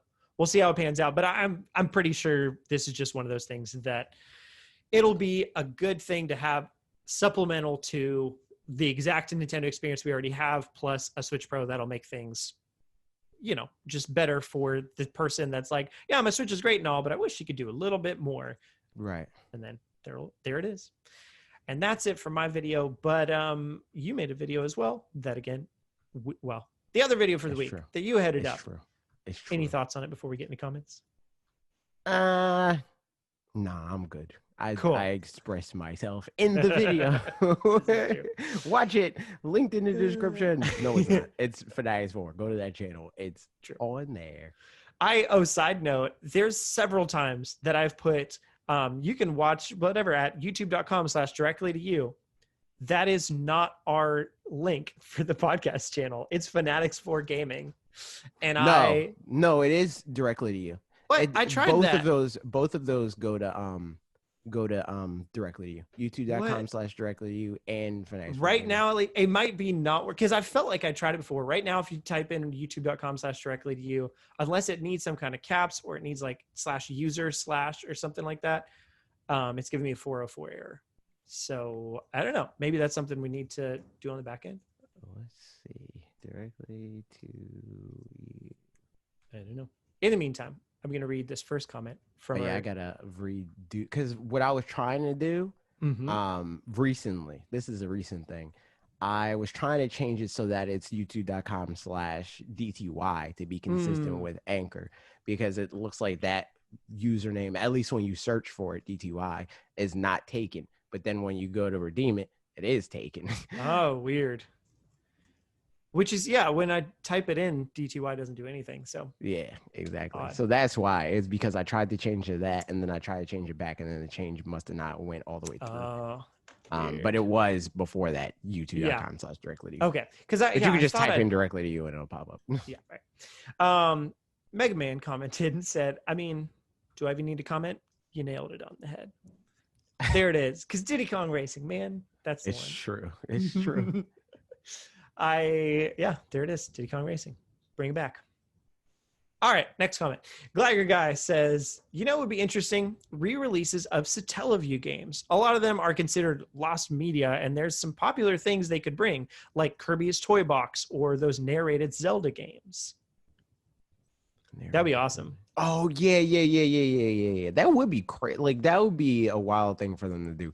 Like, I could see them, like, bring back, like, the Masterpiece branding from Smash Bros. Brawl and do stuff like that, where it's like, this is, like, the from the recesses of our history type of stuff. Yeah. Like, Nintendo does seem a little bit, like, cagey about how often and what things they want to, like, pull back up from the past, where like they have so much stuff that we'd love to see it all the time, but it seems like maybe they just pull things. They know Ice Climbers is bad. They know. So like I don't know, it seems like this is the kind of thing, like talking about Satellaview games and that existed seems like the kind of thing that they would just be fun to talk about, but it seems like they're weird and cagey about it. So all that said, that would be awesome. Like that would be the coolest thing. Not the coolest thing in the world, because whatever, there's other things that are cool. Ending COVID would be a very cool thing, but yeah, I'm super down for that. That's a great idea. And there it is. Cool said, great video, guys. Honestly, okay, it should be youtube.com/directly to you again. Try it. Yep, it works. Good job. You fixed it.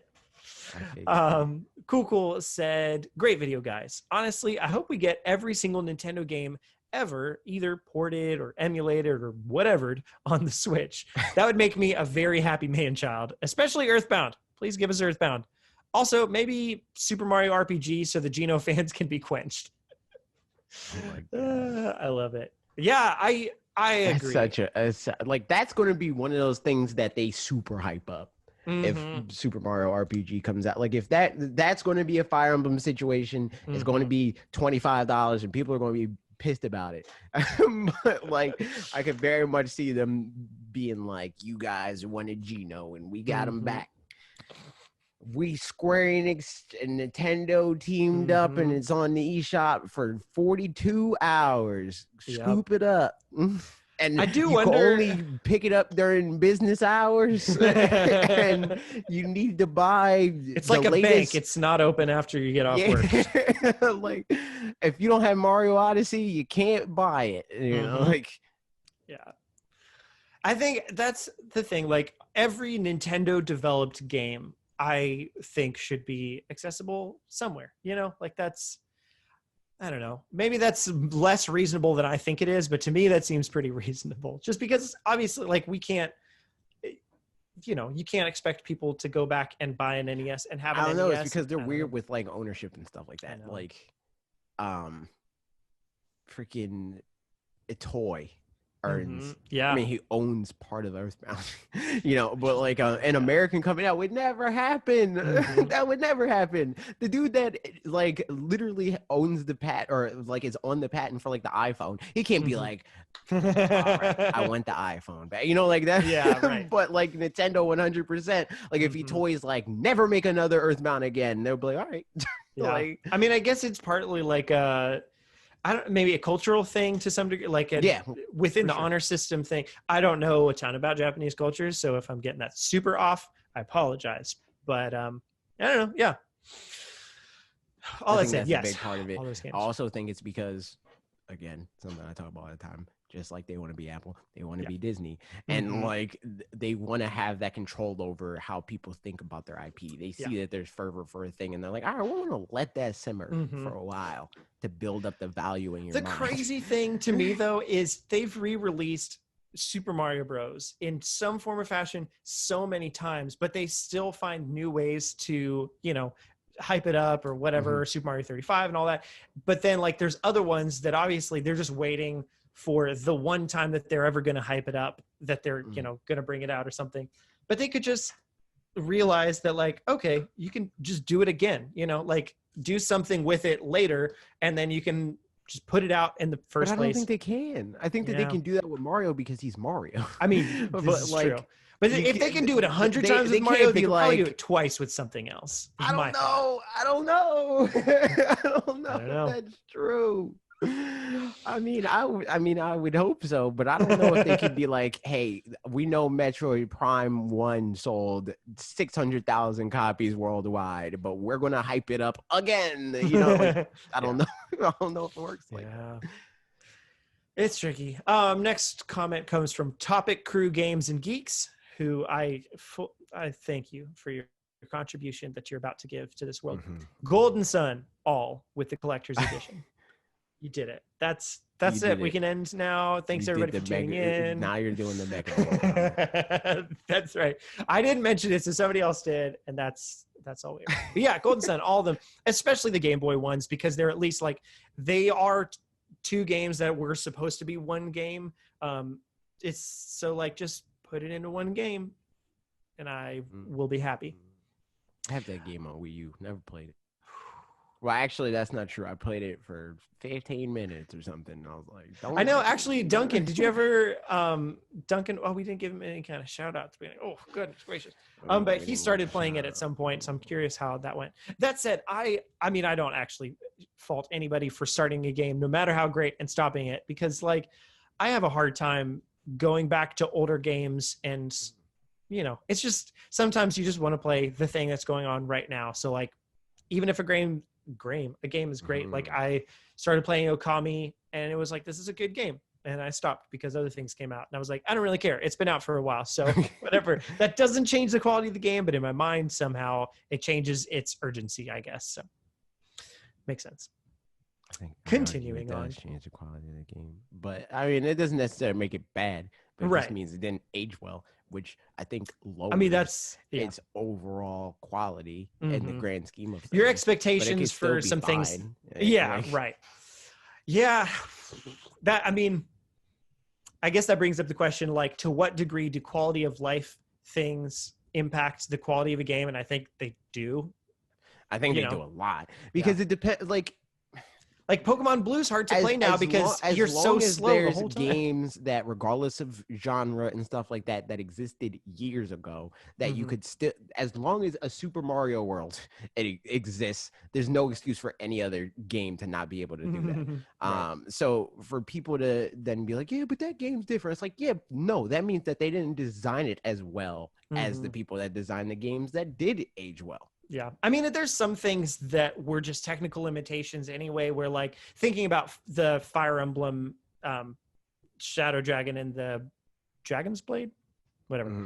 That one, the new one, that's the old one. Well, yeah. They're adding, bookmarks and rewind and stuff like that. And those are things that they couldn't have done on the NES, and they're quality of life things that will make the game better. Kind of thing that like I talk about like with visuals, right? Where it's like Wind Waker looks great because they aimed for a target they could actually hit rather than aiming for the target that in their mind's eye would look great at the time but looks like garbage 5 years later, you know?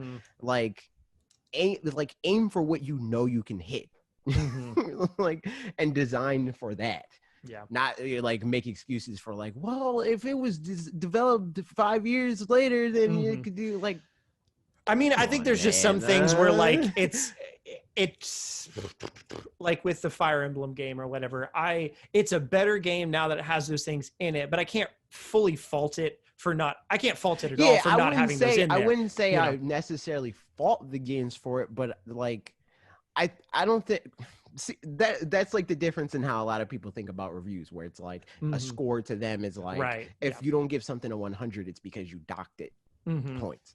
That's not how it works in my mind. It's like this isn't in the game, so that makes it worse, but that isn't necessarily, that's not an active, like it didn't actively like sabotage the game. It just isn't there, so therefore. Yeah, you know? Exactly. Right. Yeah. I mean, again, I was just starting to say like it's hard to play Pokemon Blue now because just the mechanics aside, whatever, blah blah blah. Like the game is just slower to play, so it's more fun to play on an emulator where I can do it at 2 times speed than it is to play it on original hardware, where just like unless you have a bike, you're just walking super slow from place to place. Yeah, you know, so like that kind of and thing. all the text animations. Yeah, exactly. It's just like, but at the same time, I love the game, but it's just slow. Continuing on with Topic Crew's comment, ports from 3DS Ever Oasis. I feel like this game should not be left behind since the Switch is given the RPG a place to grow. It's such a weird game in terms of like timing. Barely it's so know. weird that they didn't put that game on Switch. Oh yeah, that was like 2017. Yeah, I think that was at the time where like it's funny to me because where they did the third pillar sort of situation, or second pillar, I guess. Yeah, I can think of, if I think of it from like a songwriter perspective, I get it. Where if I write 50 songs or whatever, and all of them are like decent, mediocre, or whatever, and then there's one song that like everybody else hears, and they're all like, "That's the one. That's the song. That's great." I don't necessarily know what about it makes. I could probably like dive in and figure out something. And this is, you know, like because of this kind of cadence, or I don't know, whatever. That makes the song better.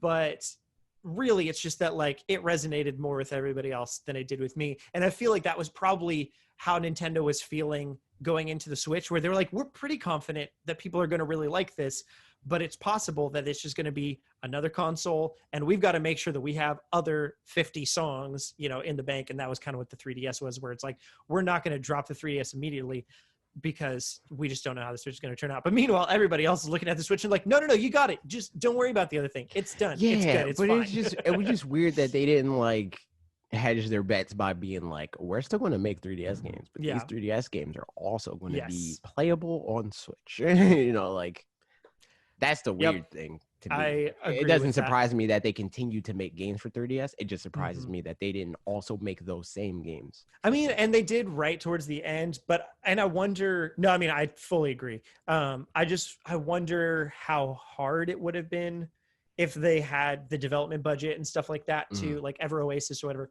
That one specifically, that was only 3 months after the Switch came out. So like maybe whatever, but I do hope that like that Samus Returns and all the other like 3DS games that were out towards the end of 3DS that we get those coming over at some point. But continuing on the comment, Shining Force Gaiden and 2 bring hype to this game.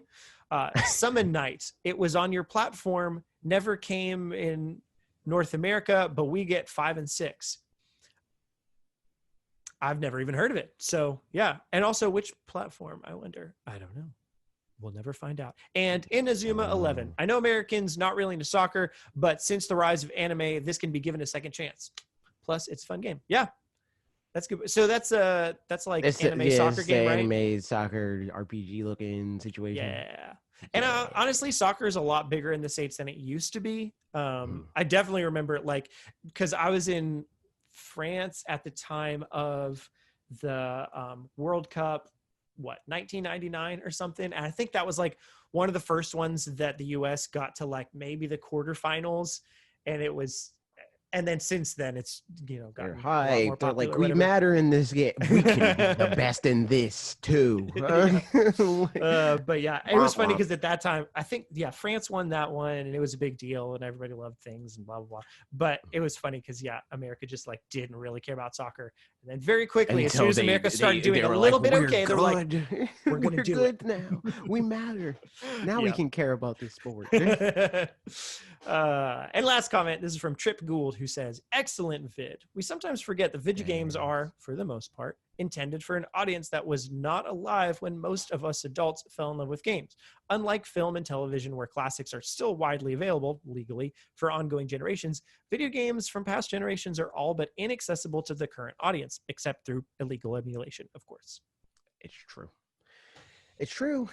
And there's just not as much incentive to make them easily available. Because like a lot of, like, especially like with film, right? Like film is still higher resolution than what most people have access to. So it's easier to go back in and digitally like enhance and, you know, because they have access to more visual information than we currently have access to on our screens. Whereas with video games, you have to effectively remake the game to make it work in a way that's palatable to today. Because like you don't have to adjust a movie or most movies to make them make sense or still play well to our eyes and minds and sensibilities now, you know. But video games are different because like we were talking about before, there's just stuff that does it like design wise doesn't make sense anymore. I mean, it didn't even make sense then, but like it was the best option that they had then. So it was like the thing that we accepted. But now we have better options, so they gotta work in those better options. So there's more work that needs to be done. There's new games that are being made here out of these older games. So that's how they approach it. Like they're new products, and you can't flood the market with a bunch of new versions of the old thing. So they just try to pick and choose the best ones and do it like that. Trickle them out a little bit. Yeah. I mean, I think the thing for me too is I would love to, it's, you know, it's fine that Nintendo took down a bunch of ROM sites and stuff because it's within their legal right. It makes sense. It sucks, I guess, on a preservationist side or something, whatever, blah, blah, blah. But with that, you know, some of the complaint from a lot of people was like, but they're not really doing anything to give us alternate options for how to play those games. They should do that. And I agree, but like, I don't expect it all to be immediate at all. You know, like I'm fine if we don't get Earthbound Beginnings till 2022 or something like that. But part of me wants to know just that Nintendo, like wink, wink, nudge, nudge, we're going to get it all on there eventually. But like, you know, don't worry about it. It's going to be on there. And then it's like, fine, I'm good to be patient anyway, but then I'm especially good to be patient.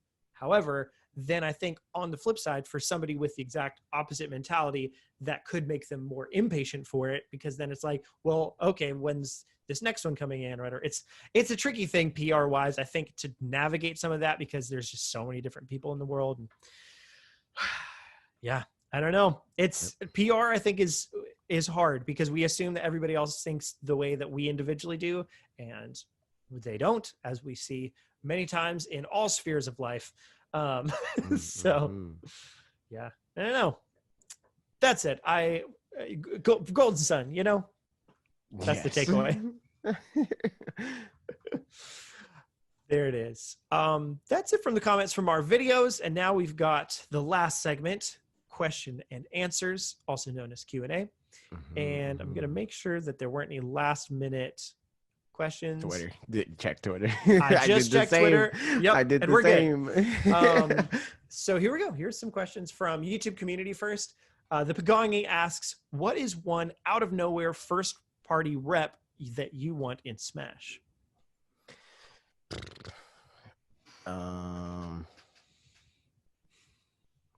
DJ Octavius from Splatoon. Out of nowhere is hard because last week or some other time I'd mentioned Drago from Ring Fit Adventure. I think that would definitely fit in that, but I've already said that one, so I'm gonna try to think of another one. a first party rep, I'm gonna open my Switch and just look at games and see.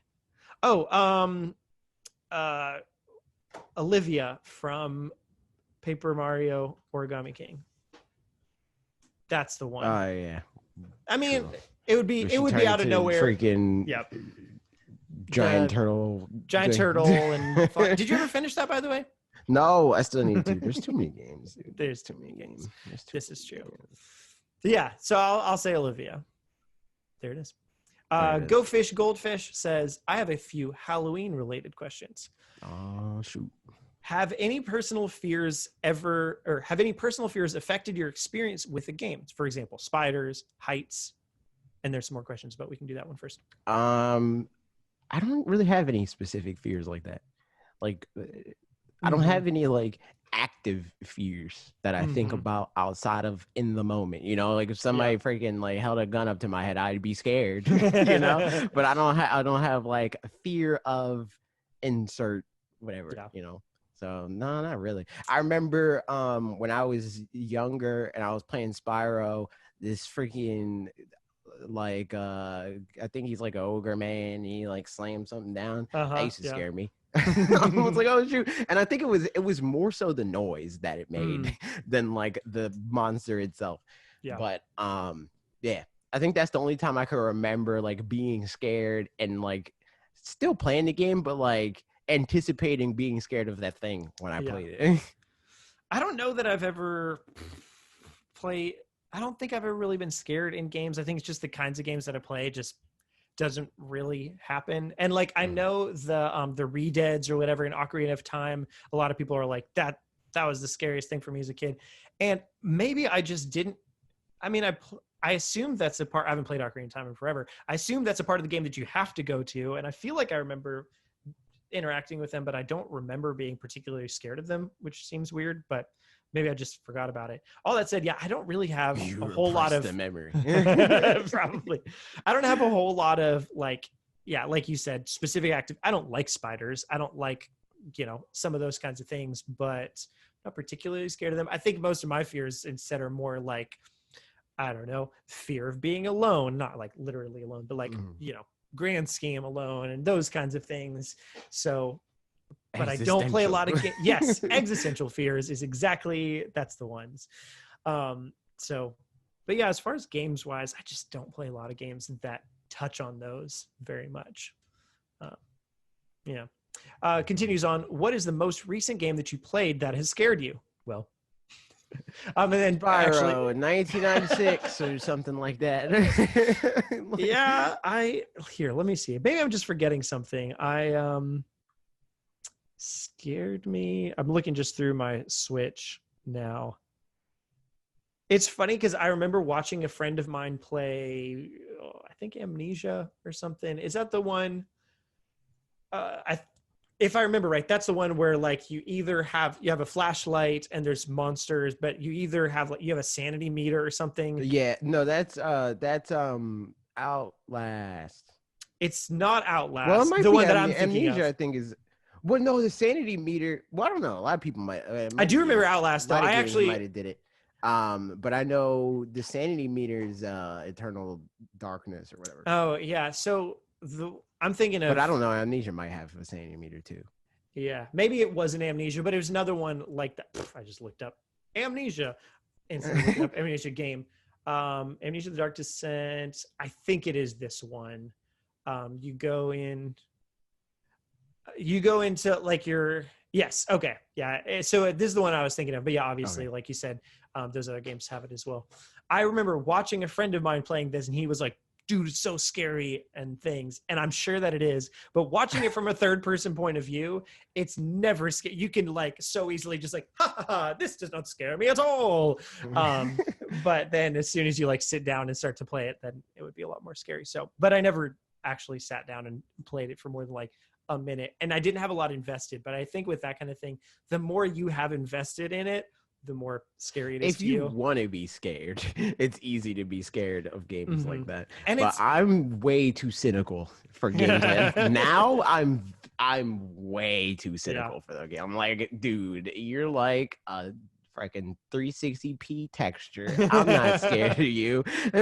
Like, yeah. I think that's the thing. It's like, however much you are able to mentally distance yourself from the thing lessens a lot of it, which like I remember watching Scream with some other people, which honestly, great movie. Like I know that's a classic or whatever, but I don't watch many horror movies, and that one's like borderline horror because it's kind of horror parody at the same time. Yeah, but I watched it with, it was me, a friend, and a bunch of other people that they were all super scared, and then the two of us were just like very out of it for some reason, and just laughing at the whole thing. Yeah, it was really like, it was very fun to watch it and be like, okay, he's going to come up in the back seat. He's going to come up in the back seat. And I said it out loud like 4 times.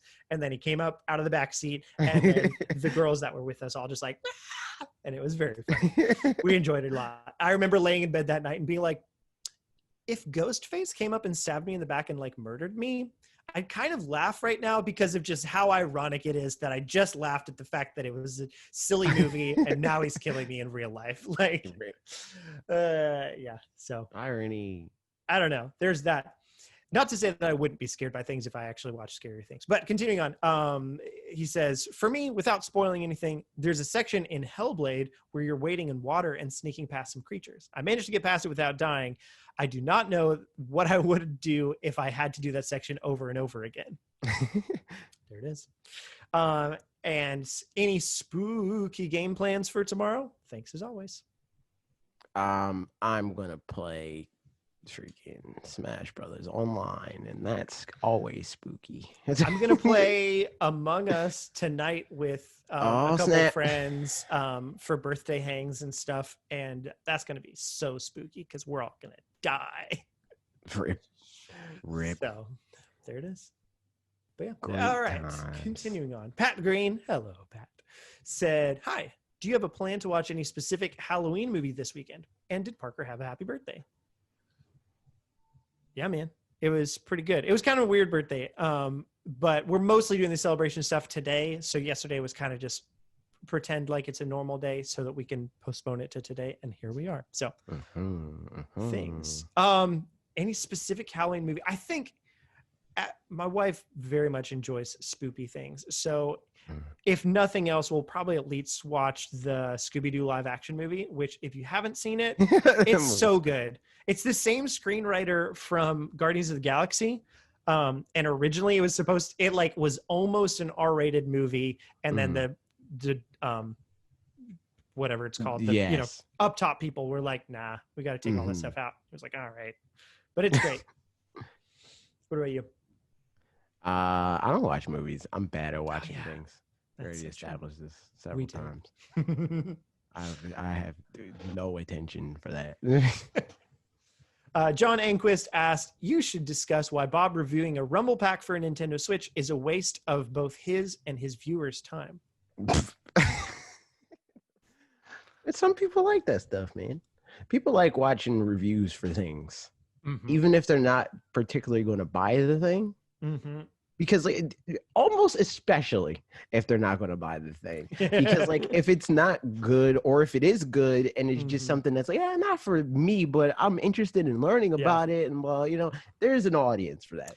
I don't. Yeah, outside of the things that I was already going to buy, I've watched like 90% of Bob's videos in the past several years, and I don't think I've bought any of the things that he's reviewed, but they're always interesting to watch because just like, I don't know, it's just fun to watch and like fun to hear his take on stuff. So I'm with you.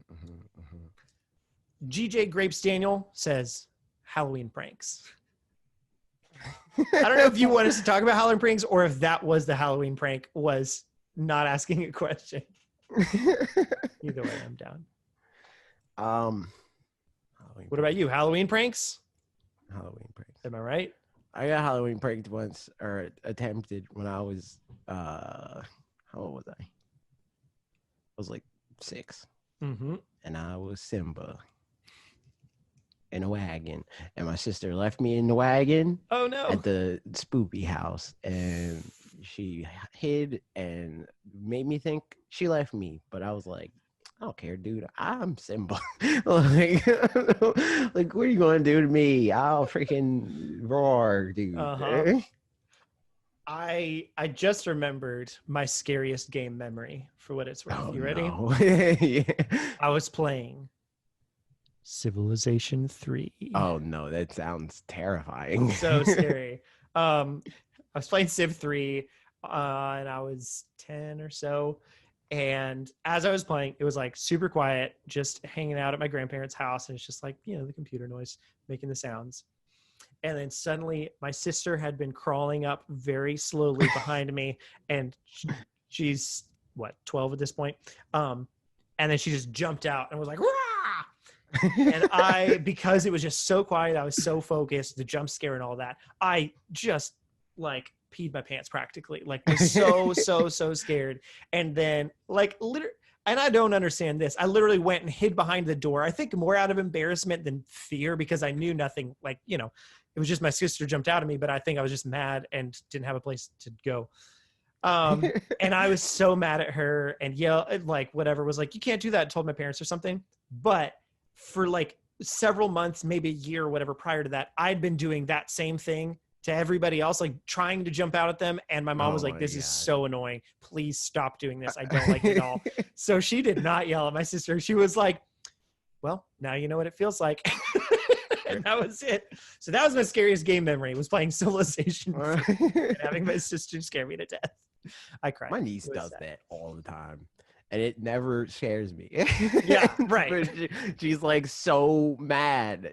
But I'm like, I know you're there. I know, like, if I walk in here and I don't see you, I know you're hiding somewhere. Like, that's deductive reasoning. She's a businesswoman, apparently. So forgot about that. That's so funny. Oh, it makes me happy. My. Oh, yep. my. Questions from Discord. Hey, if you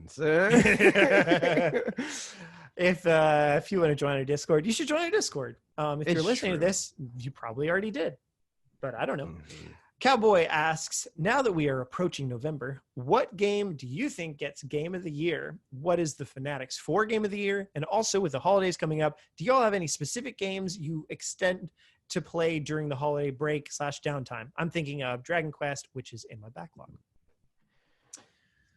Game of the Year is probably Animal Crossing. I think Animal Crossing is like the game of the year, mm-hmm. like on an objective level. Like the game that had the biggest impact and all that other stuff. Mm-hmm. I think that's probably my personal game of the year too, because it's probably the game that came out this year that I like spent the mm-hmm. longest time playing and thinking about actively, like the game itself. There's been other games that I probably liked more, like in the sense that they're more my thing. Like I probably mm-hmm. like Fall Guys more. Mm-hmm. But I only play Fall Guys on stream, you know? And then there's like Pokemon. I'm probably going to play that more because of the DLC and stuff like that. But again, that came out last year, and it's just more of the thing that I liked before. It's not so much a new thing or anything like that. For all those reasons too, it's hard to quantify it, because Animal Crossing definitely was the thing that I've put the most hours into this year, but it also had like a super sharp decline where I was like playing it quite a lot, and like kind of dipped down for the last couple month or so, and then at some point I got all the fossils and was like, that's it, that's my out, and then I just stopped. So in my mind, I reflect back on the decline more than I do the time with it, you know what I mean? Right, which is strange to me, because I think most people think of it like that, but no other game is thought about like that. Exactly. Even though I think because it doesn't end with the decline is sharper, because it's like you play it until it's done and then you're done. Yeah. But Animal Crossing isn't done, so you play it for much longer. I think it's the same philosophy as a Nintendo Direct or whatever, where like you could have a super long Nintendo Direct that has a lot of great things, but if the last bit of the Direct is kind of lame or like whatever, you're leaving all your most recent memory of the game. The fact that when you turn it off, it was because you were done with it. Yep. Like spiritually. Yeah, exactly. So it would be, are you moving on, not because the game told you were done. Right. So I mean, like that said, I think a thing that would have felt more conclusive to me and wouldn't have made sense for them for the game, but as far as me is if there was like a set end point. Yeah, like, or just now like stop some playing. fake endpoint where it's like you've turned in your something or other, They and could now even let you do that, because since it yes, is a I game mean it's like Ganon fight, that honestly, make Breath of your the Wild. own Like, objectives and stuff like that. Like if they asked you at the beginning of the game, what do mm-hmm, you want to do? I want to mm-hmm, make sure that all my paths are designed, and I want my house to be this size and with this stuff in it and blah blah. And then the second you do that, mm-hmm. Tom Nook's like, hey man, remember you told me all those goals? You did it. And then there's Yep. fireworks and then the credits play and stuff. Like that probably Mm-hmm, would have been better in that regard. But mm-hmm. I don't think that they even think of Animal No. Crossing like Yeah. that, where they I don't think want so either. people to like They want the door to send it always off with be a open bang, and you know? stuff. Yeah, Yeah. like Yeah. they want you to like maybe feel like that at one point, but then get curious. Cause like I Mm-hmm. get curious every once in a while with the updates. I'm like, do I want to jump back in? Nah, my village would probably hate me. But like I debate it. You know, that wouldn't happen if it ended with a bang for me. I'm like, nope, Right. I'm done. I'm not going back. I'm like, yeah. So I think that's, I mean, I don't know. That's something maybe I'll dive into more at some point. But all I'd say, yeah, that probably objectively that would be the game of the year for me. I'll have to wait a little bit because like it could be Age of Calamity, but yeah. I won't be able to say until after that. So, yeah, I don't know. Yeah, right now probably Animal Crossing. Second place, and I can't say Divinity Original Sin probably because I Fall played that last year. Guys. Third place, Among Us, question. Yep. I just don't think I'm allowed to have Among Us as my top 3 game of the year because I don't like it. And I'm not going to say I don't like it. I'm not as into it as people who are into it. You know, Right. like freaking like Grimhain. This man plays this game daily. You know, Yeah. like, and that makes sense because it's like it's definitely like that type of game where like if like people will have a squad and it's like, yo, this is what we're doing, man. This is our game. You know, but it's just not that type of game for me. Where it's like I like jumping in and playing every once in a while, but it's not the sort of game that I want to play for a long time, multiple times a week or whatever, you know? Yeah. It's like a board game in that way. Some people like playing the same board games over and over and over and over and over. I mean, it's But like, cause you have different, sometimes playing board games. yeah. Cause you can have different experiences with the same board game and stuff, but Right. it depends on the personalities and what the thing, I don't know, what it is that's fun about it and all that stuff. So, because the fun that I find in Among Us is less the game and more like the personable side of it. Right, like, exactly. Like this stuff, like when we were playing it, me knowing when you were lying because I know how you. Oh man, I'm so mad about that. Yeah. I so quickly regretted the way that I did that and like was like, well, that's it. I put the nail in the coffin. I hadn't practiced lying yet in that game. So like, I think the second time it happens, like tonight, we're going to play Among Us and I am excited to lie. But like, but besides that, yeah, I don't know. You know, it's a thing. So that's the stuff I like about Among Us though, yeah. which is, I mean, that might be why I don't really like it as much because most of the time I'm playing with people that I don't know on that level. Right. So like when I am playing with people that I do know like that, it's hilarious. But when I'm not, it's like, it's fine. Yeah. And I think, I mean, like, again, it sounds like Grimhain, for example, is more of like a spearhead kind of person where even if he's in a group where he doesn't know everybody, he'll still kind of take more of a leadership position, which and means that might even be part of the fun for him of like exactly. not knowing everybody and figuring them out. You know? Right, exactly. So whereas like for you typically sit back more and kind of just observe the things, but like if the things aren't worth observing every time, then it's like, you know, you can't change the tide very much by doing that. So interesting. Good question, Cowboy. We'll have to let you know later. Oh yeah, but the last question: do y'all have any specific games you intend to extend to play during the holiday break / downtime? Downtime doesn't exist for me. Yeah. So unfortunately, I think that'll be the case for me too. I don't really get much of a holiday break. So I don't know. I mean, the mainstays will still be there. I'll still be playing Pokemon. I'll still be playing Smash. I would like to play the games that I want to finish, like Luigi's Mansion and Link's Awakening and like stuff like that. But who knows, honestly? You know? Yeah. I mean, and also, if that's something that it just depends how much that matters to you individually, I guess, as well. Because like to me, I want that to matter to like finish games and check them off. Yeah, but it's getting to a point me. where it's going to start to not be able to, you know? It doesn't really matter to me. Like, I would like to play the game because I like playing the game. I don't really care about like having the like, I checked off the box. It's just like, no, I want to play more of it because I like the game. But at the same time, I like playing other games too. That are not this game. So like that's the main thing that stops me from doing it, because I don't have that thing in my head that says must finish thing.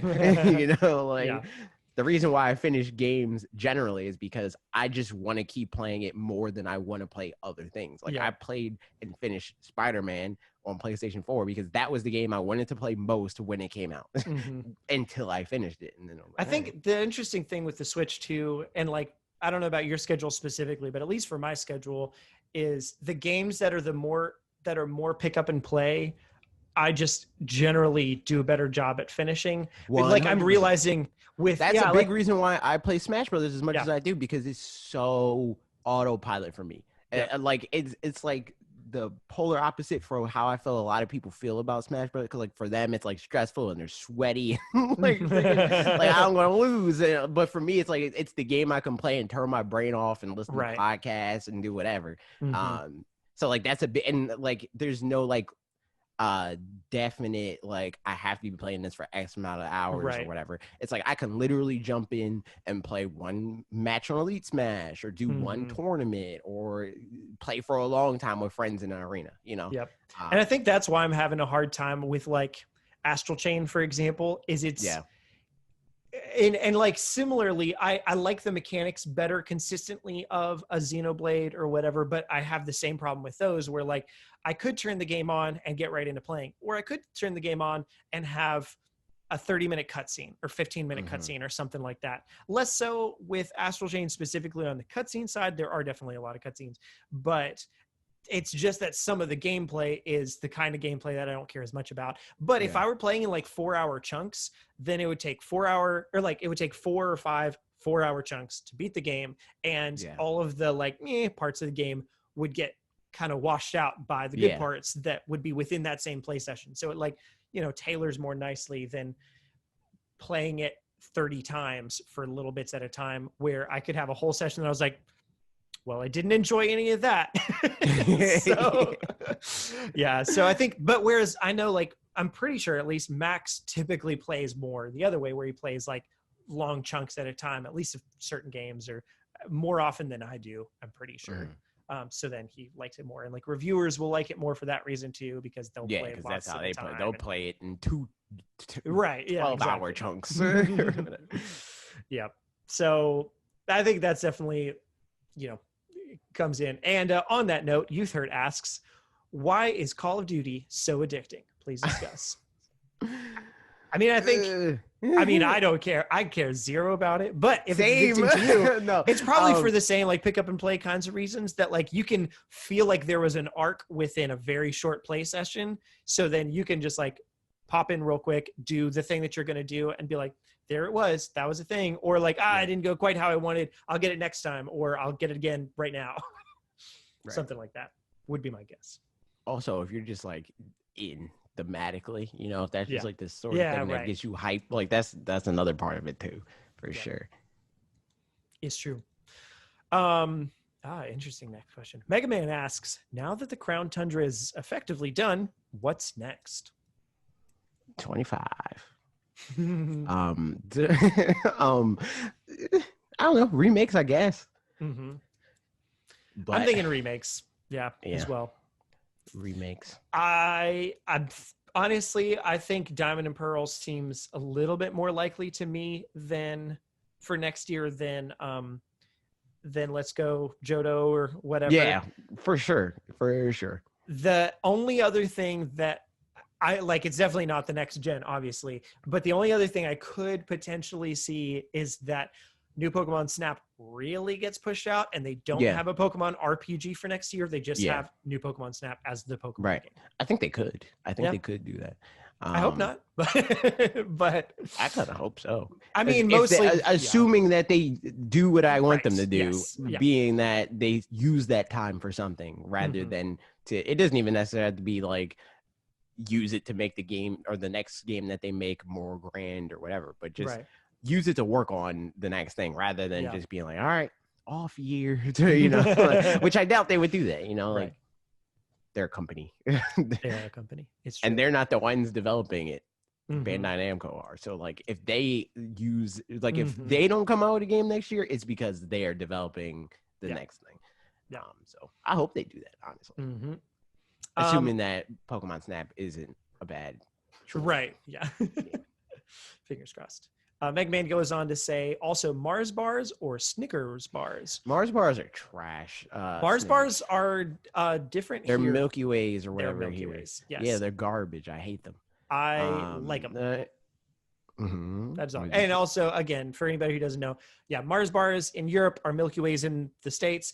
Milky Ways in Europe are Three Musketeers in the States, is about how that translates. Lion bars in Europe don't exist in the States outside of certain grocery stores, and they're super good. So go get a Lion bar. That is all. They've got like, it's kind of like they've got Rice Krispie treat or like little Rice Krispie sorts of things like around the outside. Crunch bars. Less so than, because it's not like within the chocolate. It's like a wafer or whatever, and the top layer is chocolate with little bits of Rice Krispie things in it. It's very good. They probably have it at some store around you, but I don't know where. But Mars bars is my opinion. He's Snickers, wrong. obviously, for you. So. Yeah, Snickers are better, dude. Last question from Duncan. You now work for Nintendo and you're in charge of making Mario Party 11. Shiggy M Dog says that it needs to be the best-selling game in the franchise or else you're fired. What do you do to make that happen? Online multiplayer. Include some of the older mini games from like the N64 and GameCube games and stuff like that. Do new mini games that use every like facet of the Joy-Con that like 1-2 Switch use, like the IR sensor, the motion, the like the HD rumble and all that stuff. Include some stuff that like plays on like the handheld concept and like the multi-switch connectivity sort of thing, and like do all that stuff. Like use everything that the Switch does and do like the parts of Mario Party that everybody likes already. Kind of what Super Mario Party clearly tried to do, but it ended up not landing because they divided a lot of that stuff up into different modes. Like I would focus all of my efforts on like the party mode. I wouldn't do like partner party and like the music, like rhythm game mode. Like I would do a lot of those same mini games, but just put them in the main party mode, sort of thing. And like also, the Fall Guys thing, something, however you can make it be as Fall Guys-y as possible in terms of the just make people feel reach. like they can be good at it. Like, not necessarily, again, it doesn't have to be like sweaty competitive sort of thing, but just like even casual players can feel like they can have input in what happens beyond just like, well, I got that star, but the game told me I lost anyway, like, because no matter how good or bad you are at a game, like it doesn't feel good to feel like you're winning, but the game telling you lost because of some random variable. And I mean, I think on that too, some of the mini games can definitely stand to be more they are chaotic, but a lot of them are kind of repetitive in a sense of where it's like it's a WarioWare game, but for a minute instead of for 5 seconds or something, where you're doing the same activity over and over,